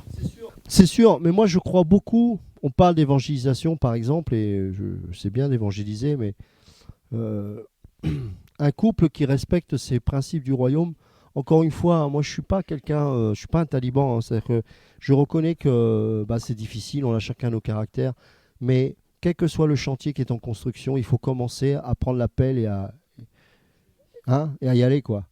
Mais je crois que c'est un très bon outil d'évangélisation, parce que les gens n'ont plus de repères. Beaucoup vont se moquer peut-être de vous, ou les gens du monde, quand j'enseigne ça, ils s'arrachent les cheveux, hein, ils se disent « mais il est malade celui-là ». Sauf que dans la réalité, je vois qu'on fait des envieux, parce que les gens voient bien qu'ils sont malheureux. Ils ne vont pas te le dire en face, mais ils sont malheureux. Parce qu'il n'y a rien de plus désécurisant d'une femme qui se dit que moi je suis avec quelqu'un dont je n'ai pas besoin forcément. L'homme, ça le rend dingue. Parce que sans arrêt, il va avoir quelqu'un qui va lui rappeler que de toute façon, elle se suffit à elle-même. Mais c'est ce que Jésus vit quand il voit l'Église d'aujourd'hui. Quand il voit l'Église d'aujourd'hui, l'Église dit « j'ai pas besoin de toi, Seigneur. J'ai mon marketing, j'ai ma communication, j'ai les dîmes, je manipule les gens, je suis autonome, j'ai pas besoin de toi. » Il dit « parce que tu te crois riche, parce que nous sommes sous l'Église de Laodicée aujourd'hui. Moi, je déclare que tu es pauvre, aveugle, misérable et nu. » Tu vois ? Et la femme qui agit ainsi ne se rend pas compte qu'elle est pauvre. Certes, la situation aujourd'hui, on en est là parce que l'homme a été méchant, l'homme a abusé, c'est vrai, j'en conviens. L'homme a tellement fait n'importe quoi de cette autorité qu'il y a une réaction. Mais ce n'est pas une raison. Quand les fondements sont renversés, que restera-t-il ? Mais effectivement, oui, il y a un grand travail. Oui. Bonsoir, frères et sœurs. Je vais retourner au verset 23, comme vous m'avez dit tout à l'heure, frère Lido. Alors, Adam dit, voici cette fois-ci l'os de mes os. Je voulais juste faire une comparaison à peu près par rapport hier, quand on était dans le monde, on avait la facilité de draguer des femmes. Mais en venant à Christ, je vois comme si les frères, ils ont perdu le verbe en fait. Ils se réfèrent toujours parce que Dieu m'a dit. Alors, on n'arrive plus à draguer les femmes que non pour qu'on lui parle que moi, je veux que vous soyez ma femme. Alors, personnellement, comment peut-on reconnaître que cette femme est vraiment ta femme ? Merci. D'accord. Juste rectifier, on ne drague pas. D'accord ? Hein ? Ça, c'est typiquement mondain.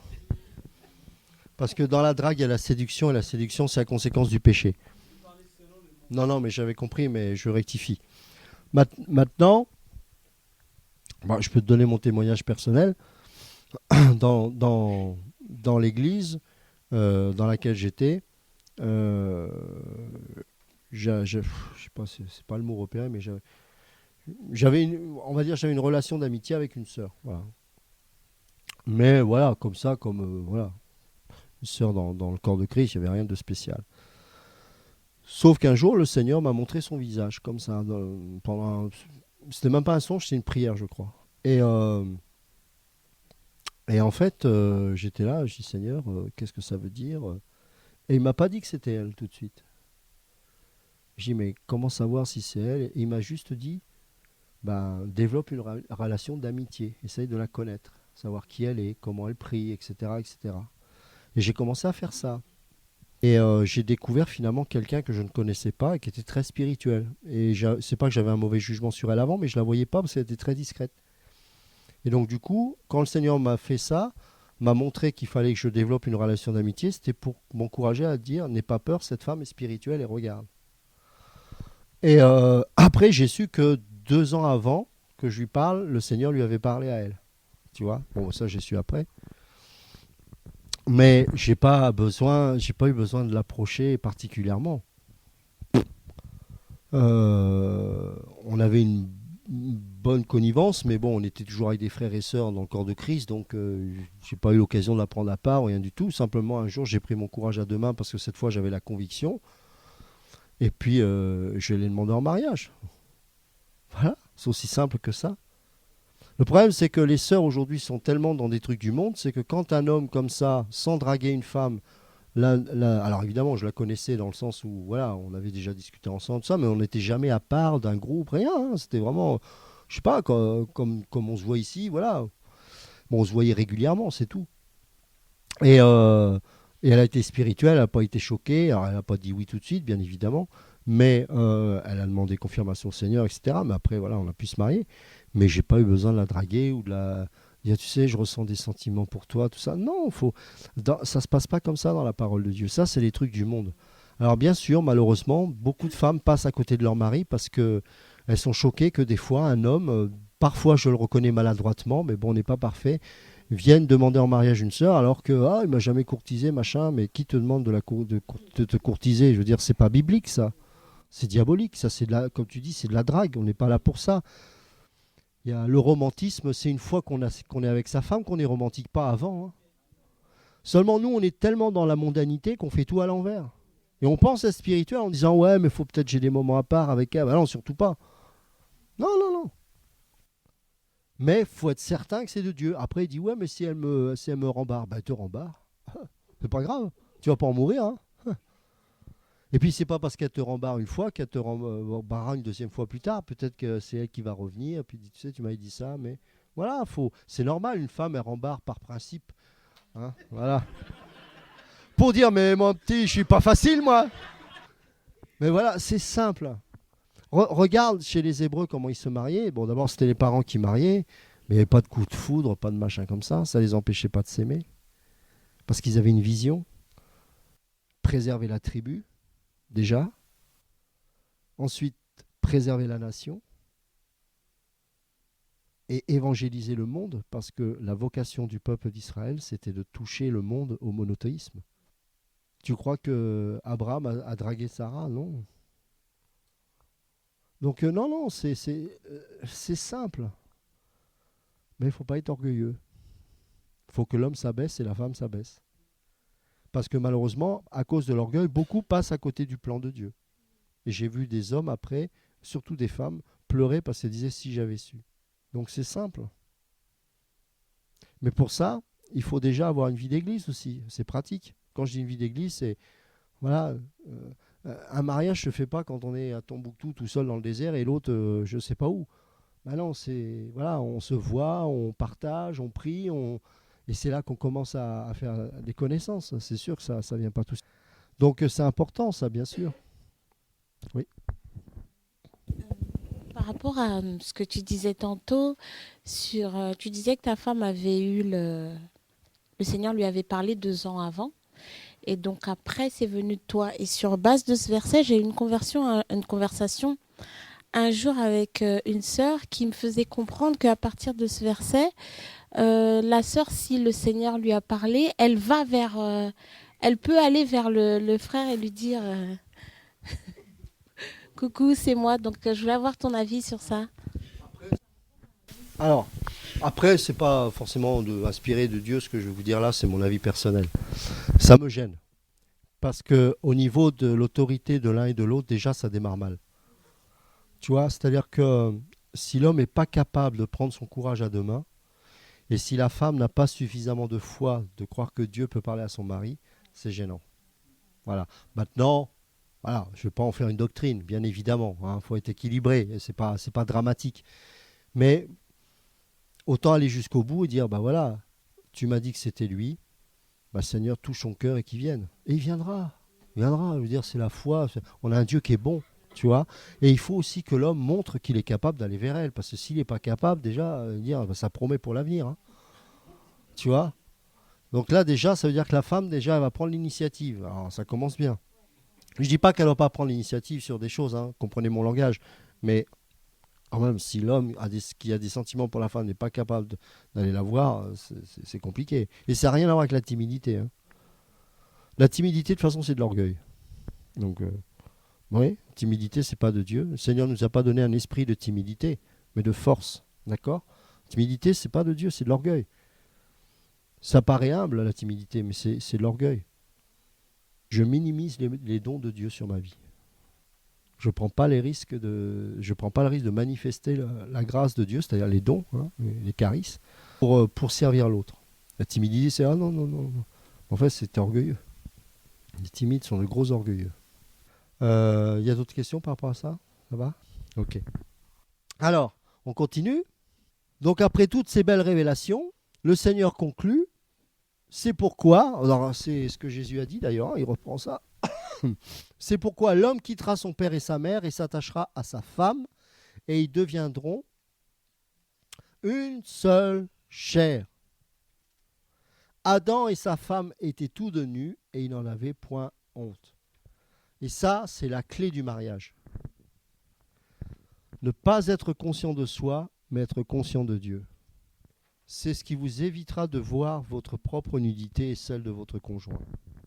Le gros problème des couples, c'est qu'ils sont conscients d'eux-mêmes plus que de Dieu. Et quand on est conscient de nous-mêmes, on est conscient de nos défauts.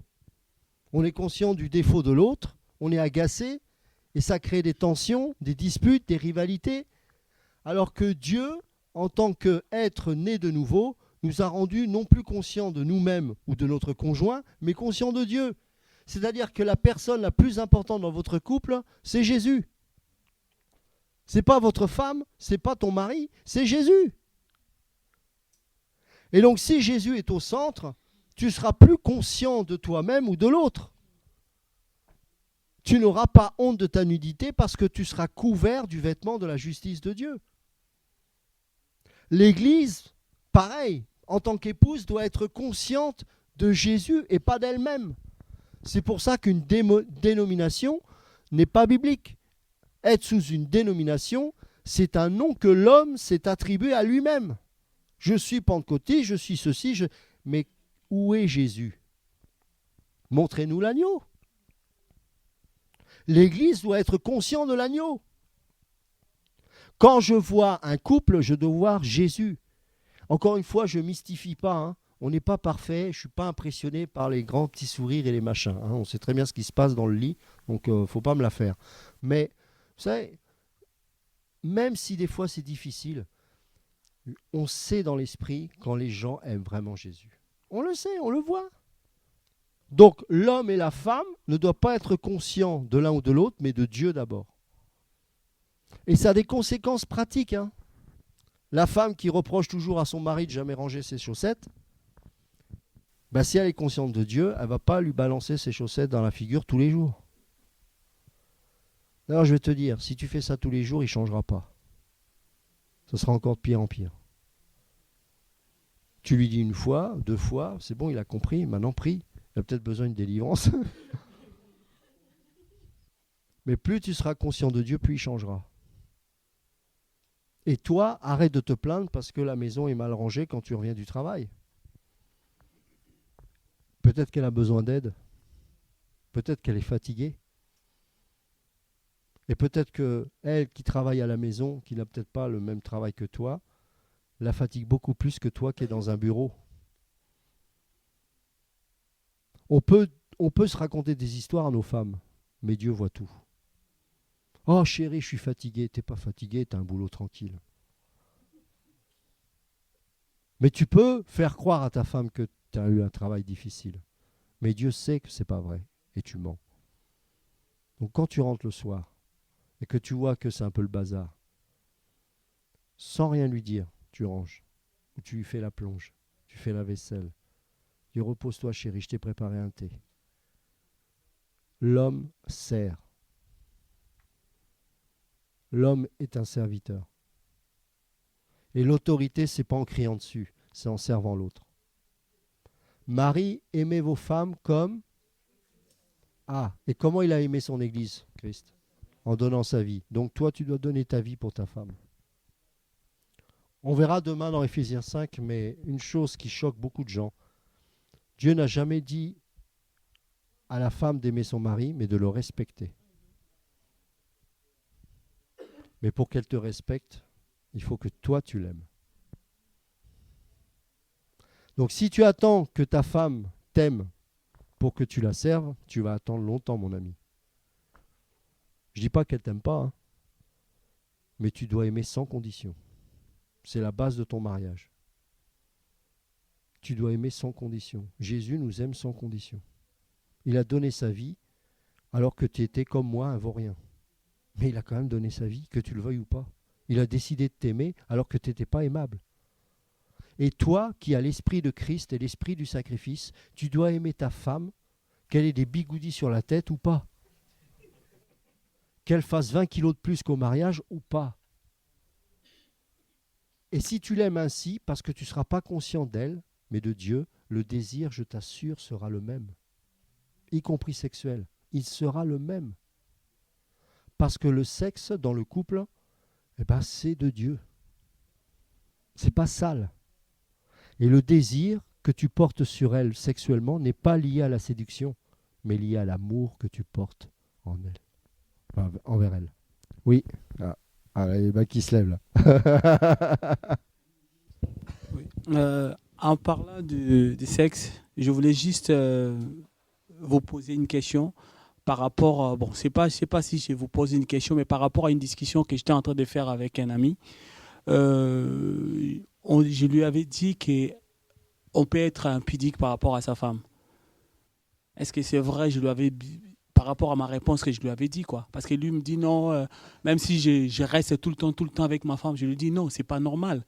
Tu es un homme, tu dois te reposer. Parce que c'est comme si, pour moi, je l'avais trouvé que comme il couchait tout le temps avec sa femme, moi je lui avais dit non, en réalité, c'est pas bon. C'est comme si tu es impudique, quoi. Pour moi, je ne sais pas si c'est normal ou pas. Bon, alors, je ne connais pas le couple, je peux pas juger comme ça. C'est pas une question du nombre de rapports qui fait...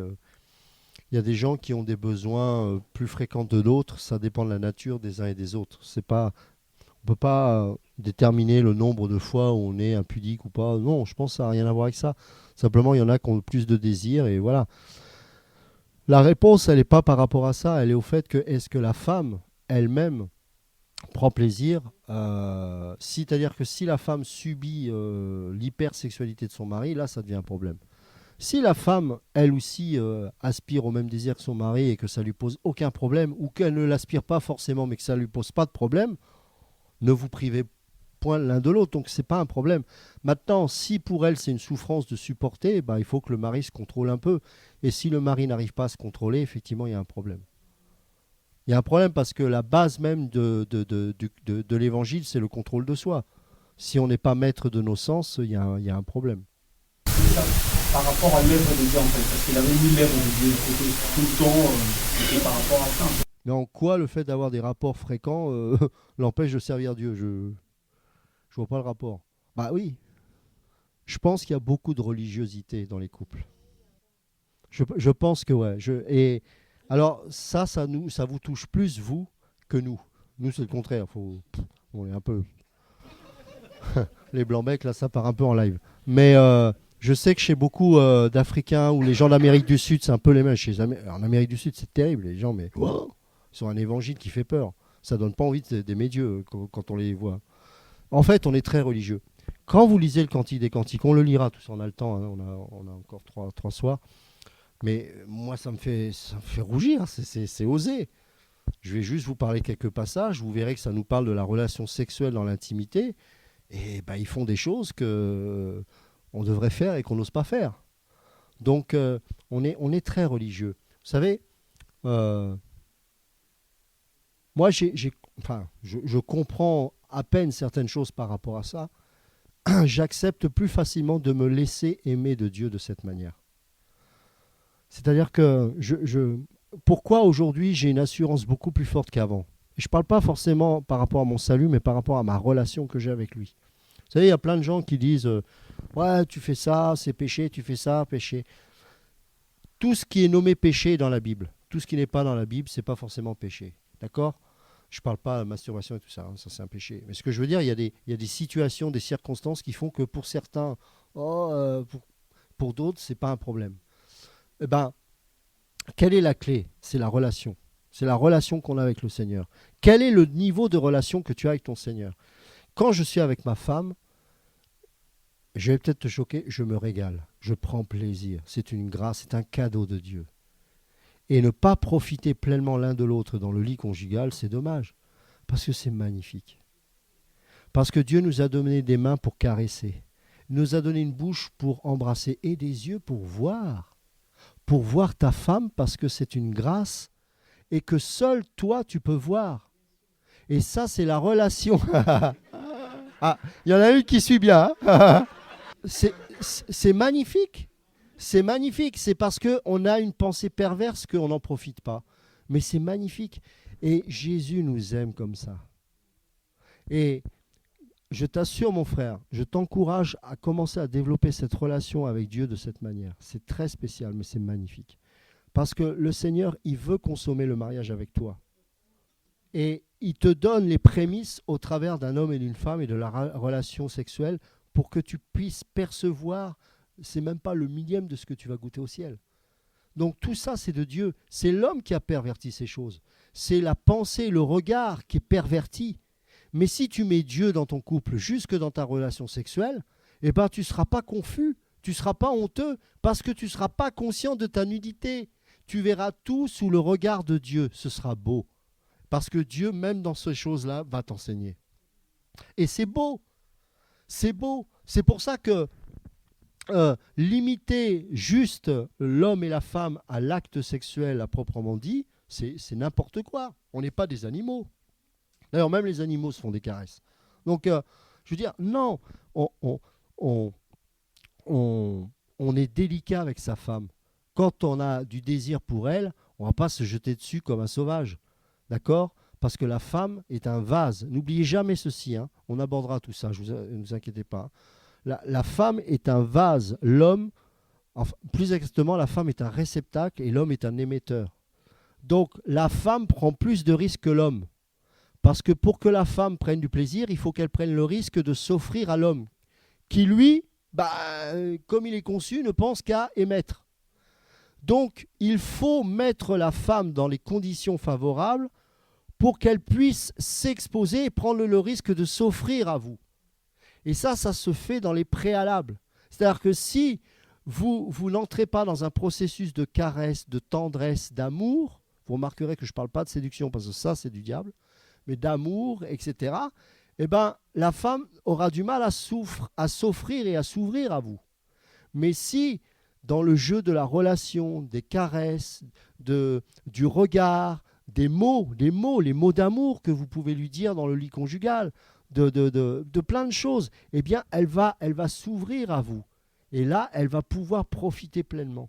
Tout comme vous allez profiter, dans le sens spirituel du terme. Vous voyez ce que je veux dire? D'ailleurs, il y a un passage qui en parle, on en parlera plus tard, de Paul. Et c'est marrant, c'est Paul qui en parle. Vous savez, celui qui parle le plus de l'amour, c'est Paul, et pourtant, il était eunuque pour Dieu. Vous voyez? Ce n'est pas une question d'expérience, c'est une question de révélation. Oui. Je vais parler par rapport à...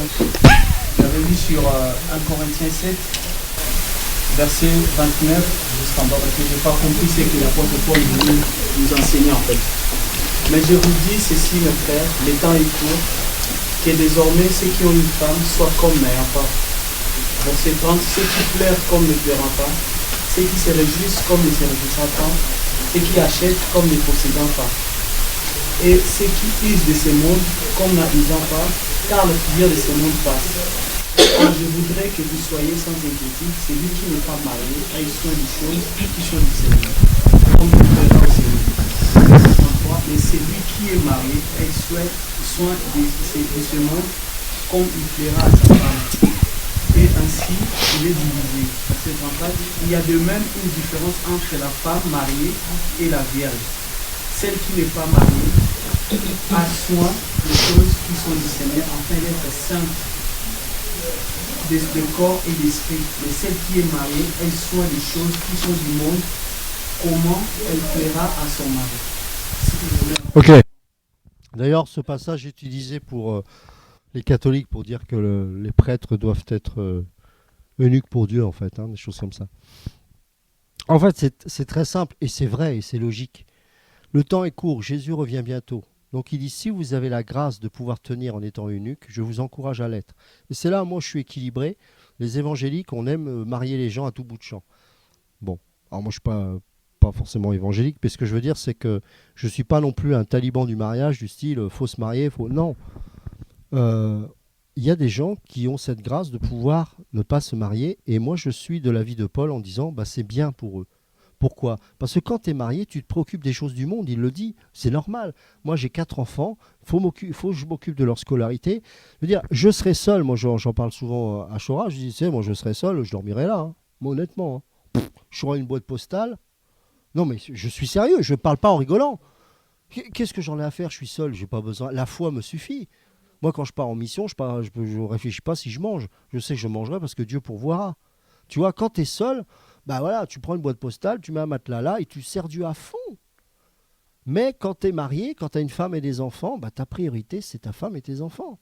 Ça ne veut pas dire que tu ne sers pas Dieu, mais tu sers Dieu dans le cadre d'abord de ton mariage, de tes enfants, et puis le reste aussi, mais tu es obligé de... Tu vois ? Donc Paul le dit, attendez, le temps est court, Jésus revient bientôt.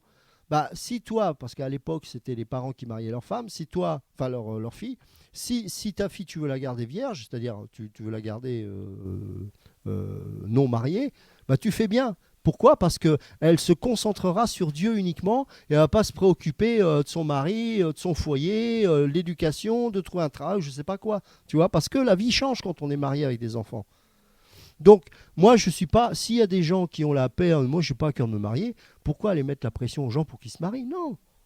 Non. Il peut y avoir des eunuques pour Dieu, il peut y avoir des gens qui ont à cœur de se marier, que chacun fasse ce qui lui semble bon selon la volonté de Dieu, mais n'allez pas forcer les gens à se marier. Parce que moi, je suis de l'avis de Paul, les temps sont courts, ceux qui arrivent... Attention, il faut être sûr qu'on peut tenir. Mais ceux qui tiennent et qui disent, moi, je n'ai pas envie de me marier, je trouve qu'ils font bien. Parce qu'au moins, ils peuvent s'engager à fond. Voilà. Moi, ce n'était pas ma vision. Voilà. Bon, je me suis marié, le Seigneur a pourvu, il m'a donné une femme, et puis ça ne m'empêche pas de servir Dieu. La preuve, je suis là devant vous. Mais c'est vrai que il y a des choses que je pourrais faire en étant célibataire que je ne peux pas faire aujourd'hui. Je ne m'en plains pas, moi j'assume, parce que voilà, mes disciples, les premiers, c'est ma femme et mes enfants, donc je suis à fond engagé là-dedans, et j'aime ça, j'ai aucun problème. Mais il faut faire la part des choses. Tu vois ? Donc Paul, il a raison, il a totalement raison. Il faut saisir l'urgence du temps. Tu vois ?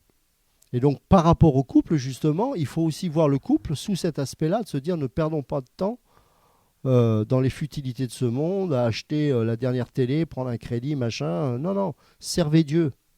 C'est pas parce que vous êtes marié, vous ne pouvez pas servir Dieu, au contraire. Mais servez-le dans le cadre du mariage. Cloisonnez pas vos vies. Ça va, ça répond ? Ouais, c'est bon. Tu veux... Vas-y, ouais. Après on passera.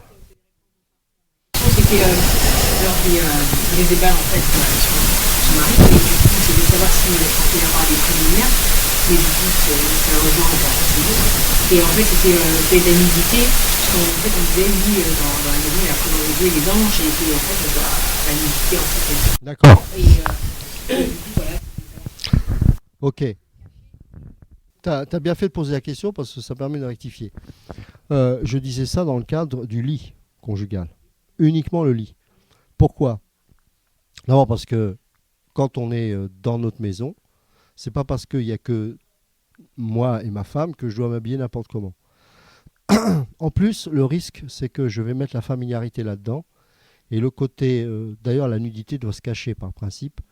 Et comme c'est quelque chose d'intime, ça ne peut être montré à son mari que dans le cadre du lit conjugal. C'est quelque chose de secret, en fait. C'est le jardin secret. Et si on est trop familier, trop de nudité, même de la nudité tout simplement, parce que c'est toujours trop, de toute façon, c'est pas bien, dans la maison, alors déjà, pour les enfants, c'est pas bon du tout, s'il y en a. Et pour le couple, c'est pas bon non plus, parce que ça va susciter de la familiarité et du dégoût. Et ce qu'il y a de beau dans la femme, c'est ce qui est caché et pas montré. Et quand on a passé sa journée ensemble dans une maison à cacher les choses et que dans le lit conjugal, on montre ces choses, ça a beaucoup plus de valeur. Ça, c'est important, tu vois. Et c'est la maison que tu as écouté, mais c'était vraiment en fait, pendant les rapports, en fait, est-ce qu'on est forcément obligé de se cacher parce que c'est un drap, parce que... Non, bien sûr, non, bah, bien sûr que non. Non. Et en plus, je voulais revenir sur ça quand même, parce que c'est important, mais des fois, il y a des maris qui viennent voir, ils disent ma femme a plus de désir pour moi, machin. En fait, le problème, c'est pas qu'elle a plus de désir, c'est que tu ne suscites plus le désir en elle. Quand on est familier, quand on rote à table, je vais être très cru, hein, quand on fait des choses comme ça, bah la femme, au bout d'un moment, elle dit il est gentil mon mari, mais il est un peu craignos quand même. Et du coup, bah, le soir, elle n'a pas envie de lui. Quand il parle mal, quand il se cure le nez comme ça, je veux dire, mais soyons, non mais il faut être pratique, hein, je m'excuse, mais le problème c'est alors ça au début on le fait pas, hein, on est tous, on est enlevés là, hein, on est tous, on marche sur des nuages, mais enfin ça dure, allez, 1 mois maximum, après d'un mois on se lâche. Alors surtout les hommes, hein, ça c'est très masculin, et ça c'est terrible, c'est des tue-l'amour ça. Les femmes n'ont plus de désir. Pourquoi? Encore une fois, n'oubliez pas, la femme est un réceptacle. Donc si vous commencez à faire n'importe quoi, à vous gratter le nez, à faire ce que vous... Ouais, bref, bah forcément la femme le soir, ça ne fait pas rêver. Hein. Donc, quand vous parlez avec douceur avec votre femme, quand vous l'encouragez, quand vous êtes sous l'onction, tout simplement, eh ben, je vous assure, votre femme aura du désir jusqu'à 90 ans, au nom de Jésus. Parce que c'est une question d'onction, c'est pas une question... Si vous êtes familier, c'est que vous avez perdu la présence de Dieu. Si vous commencez à rôter, à vous mettre... Vous avez perdu la présence de Dieu, je suis désolé. Est-ce que vous faites ça ici? Non. Alors pourquoi vous le feriez chez vous? C'est pas correct pour votre femme. Donc, soyez habillez-vous. C'est pas parce que vous êtes à la maison qu'il faut être en survêtement et se gratter les fesses. Ben oui, mais on se connaît. Vous savez qu'elle a envie de vous voir bien habillé aussi dans la maison. Parce qu'après, elle va vous dire « Ah, c'est marrant, tu t'habilles bien que quand tu es à l'extérieur, mais alors moi... Ben non, faites-vous beau, rasez-vous. Hein, je sais de quoi je parle, parce que moi j'ai un problème avec ça, je me rase pas souvent. Mais je me force, je dis ma femme, elle n'a pas envie de voir quelqu'un, bon ben, je me rase. J'attends pas d'être en public pour me raser. J'ai encore du boulot, j'essaie de travailler dessus. Mais voilà, mais soyez, voilà, faites-lui plaisir. Et vous verrez que le désir sera conservé. D'accord? Et quand vous êtes au moment des rapports avec votre femme, eh ben, c'est pas parce que c'est votre femme que c'est acquis, les gars. Au bout de 10 ans de mariage, ma femme, je la, comment je pourrais dire ça? Je la perçois et je vis ma relation sexuelle avec elle comme au premier jour. Pas de familiarité avec ça. Ta femme n'est pas là pour assouvir ton désir sexuel, tu es là pour lui donner du plaisir. À elle. Paul en parle, hein, on le lira, on regarde, vous inquiétez pas, je lance les thèmes là, mais on développera ça précisément demain. Hein, j'ai vraiment à cœur d'être plus en détail avec ces choses parce que je crois qu'il y a beaucoup de problèmes dans les couples avec ça. Mais c'est important, la relation sexuelle n'est pas centrée sur ton désir, mais sur le désir de celui qui est avec toi. Ça c'est important. Et c'est pour ça que les couples sont frustrés. Oui. Je voulais juste revenir sur par rapport à comment, jusqu'à où l'homme, je parle de l'homme et son fils, peut se dévêtir devant son enfant. Parce que assez souvent, bon, je prends là l'exemple, je suis antillais, on est dans le pays chaud, on est souvent sans t-shirt ou haut, petit short ou caleçon. Est-ce que c'est une tenue convenable devant son fils? Je parle de fils, pas de fille, mais bon, ça peut être les deux. D'accord. Bon, alors là encore, c'est moi qui parle parce que, après, il y a une question de culture. Hein. Il y a des gens qui sont choqués de tel short, d'autres moins. Moi, je ne suis pas très religieux avec ça. Simplement, d'éviter la nudité, ça c'est sûr, torse nu, non. Quand je vais à la plage, je prends un short assez long, vous savez, les shorts comme ça, là, et puis un t-shirt. Voilà. Bon, ça c'est moi. Hein. Mais bien sûr, éviter d'être torse nu. Non, jamais, jamais, jamais. C'est une abomination. Jamais, jamais. Alors, parfois, les accidents, ils vont voir le papa, la maman sans faire exprès, vous culpabilisez pas, vous n'avez pas fait exprès. Mais non, non, jamais, jamais, jamais, jamais. Jamais. Dans la Torah, c'était la lapidation assurée. Hein. Ça rigolait pas avec ça. Hein. Vous voyez, c'est important, pourquoi? Parce que c'est lié au péché, en fait. Et donc après, on ne respecte plus les parents. Hein. Et s'il y a d'autres questions par rapport à ça, puis après on va arrêter là. Ça va, c'est clair? Donc pour finir, par rapport à la relation, on parlait de la relation sexuelle. Oui. Quand tu dis que quand on a des rapports, c'est son onction et tout. Donc en fin de compte, c'est quoi? C'est la relation qu'on développe avec le Seigneur qui fait que... Oui, mais l'onction, tu sais, il n'y a rien d'extraordinaire. Hein. C'est d'être conscient de l'autre. Être sous l'onction, c'est-à-dire que tu es conduit par l'esprit pour... tu aimes ta femme. Tu sais, comment expliquer ça? L'homme peut faire l'amour à sa femme et être charnel.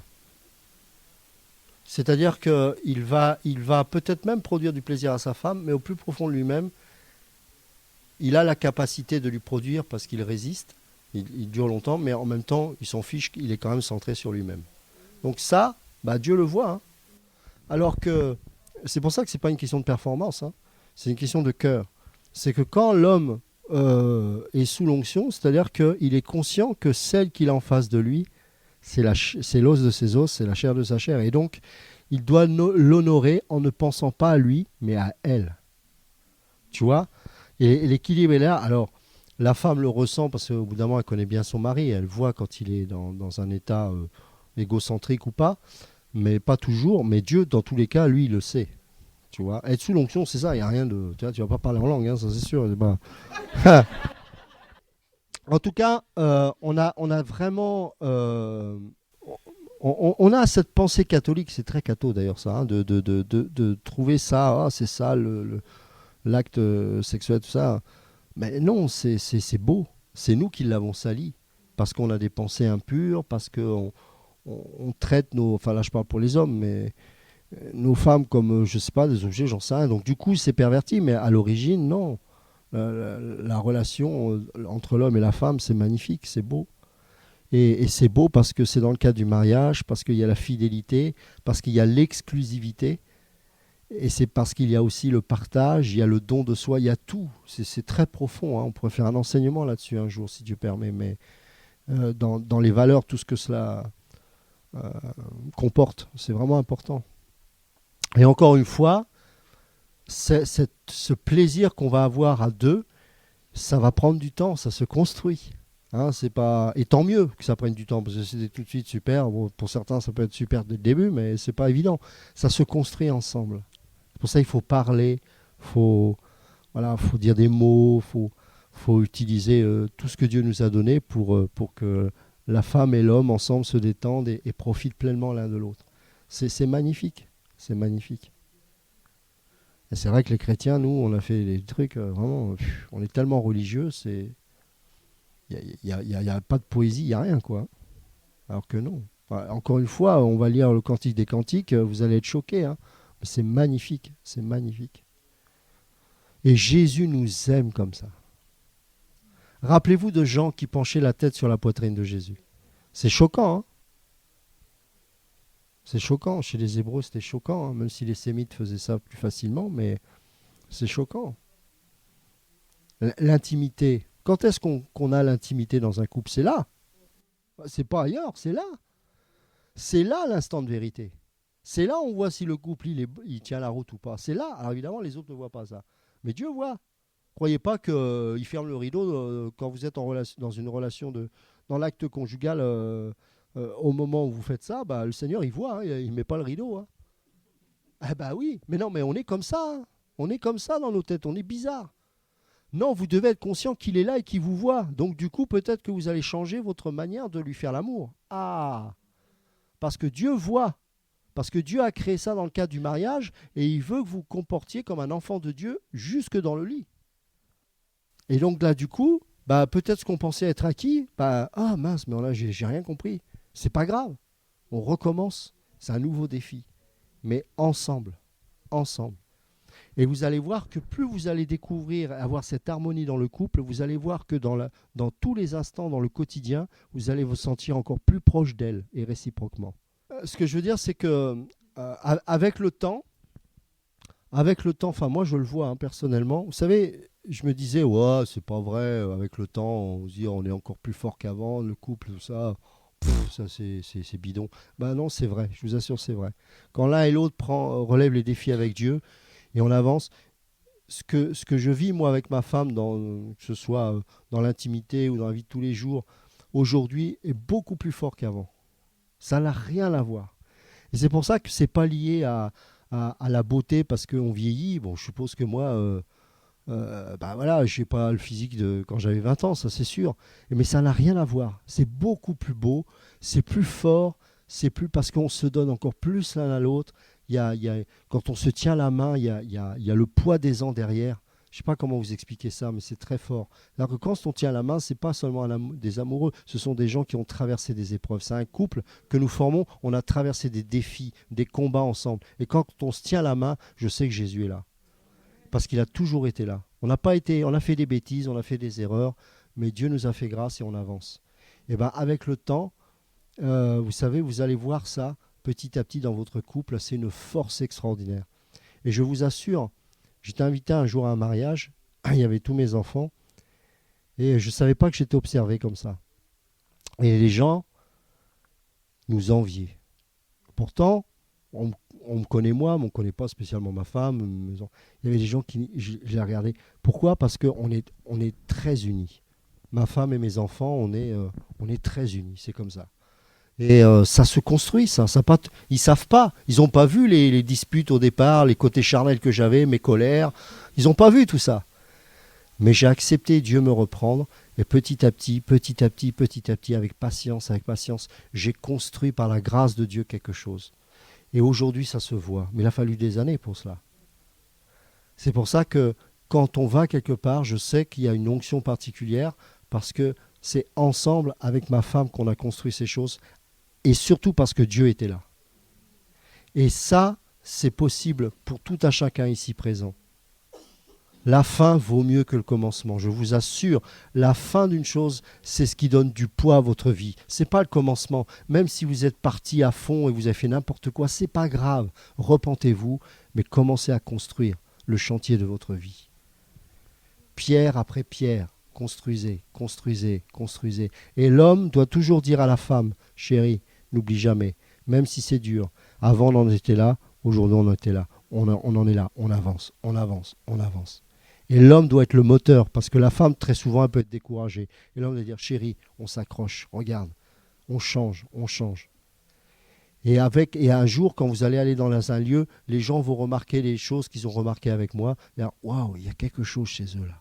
Je ne sais pas ce que c'est, mais il y a quelque chose. Vous savez ce que c'est ? C'est le sel de la terre que nous sommes.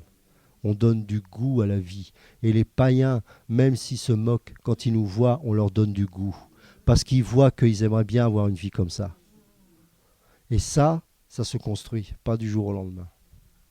C'est pour ça que Paul disait à Timothée, pour les anciens, les critères étaient très très durs. Aujourd'hui, on balance les prédicateurs au bout d'un an. Mais au temps de Paul, ce n'était pas comme ça. On allait voir les familles. Est-ce que les familles étaient construites autour de Christ ? Vous voyez ? Et je vais finir là-dessus.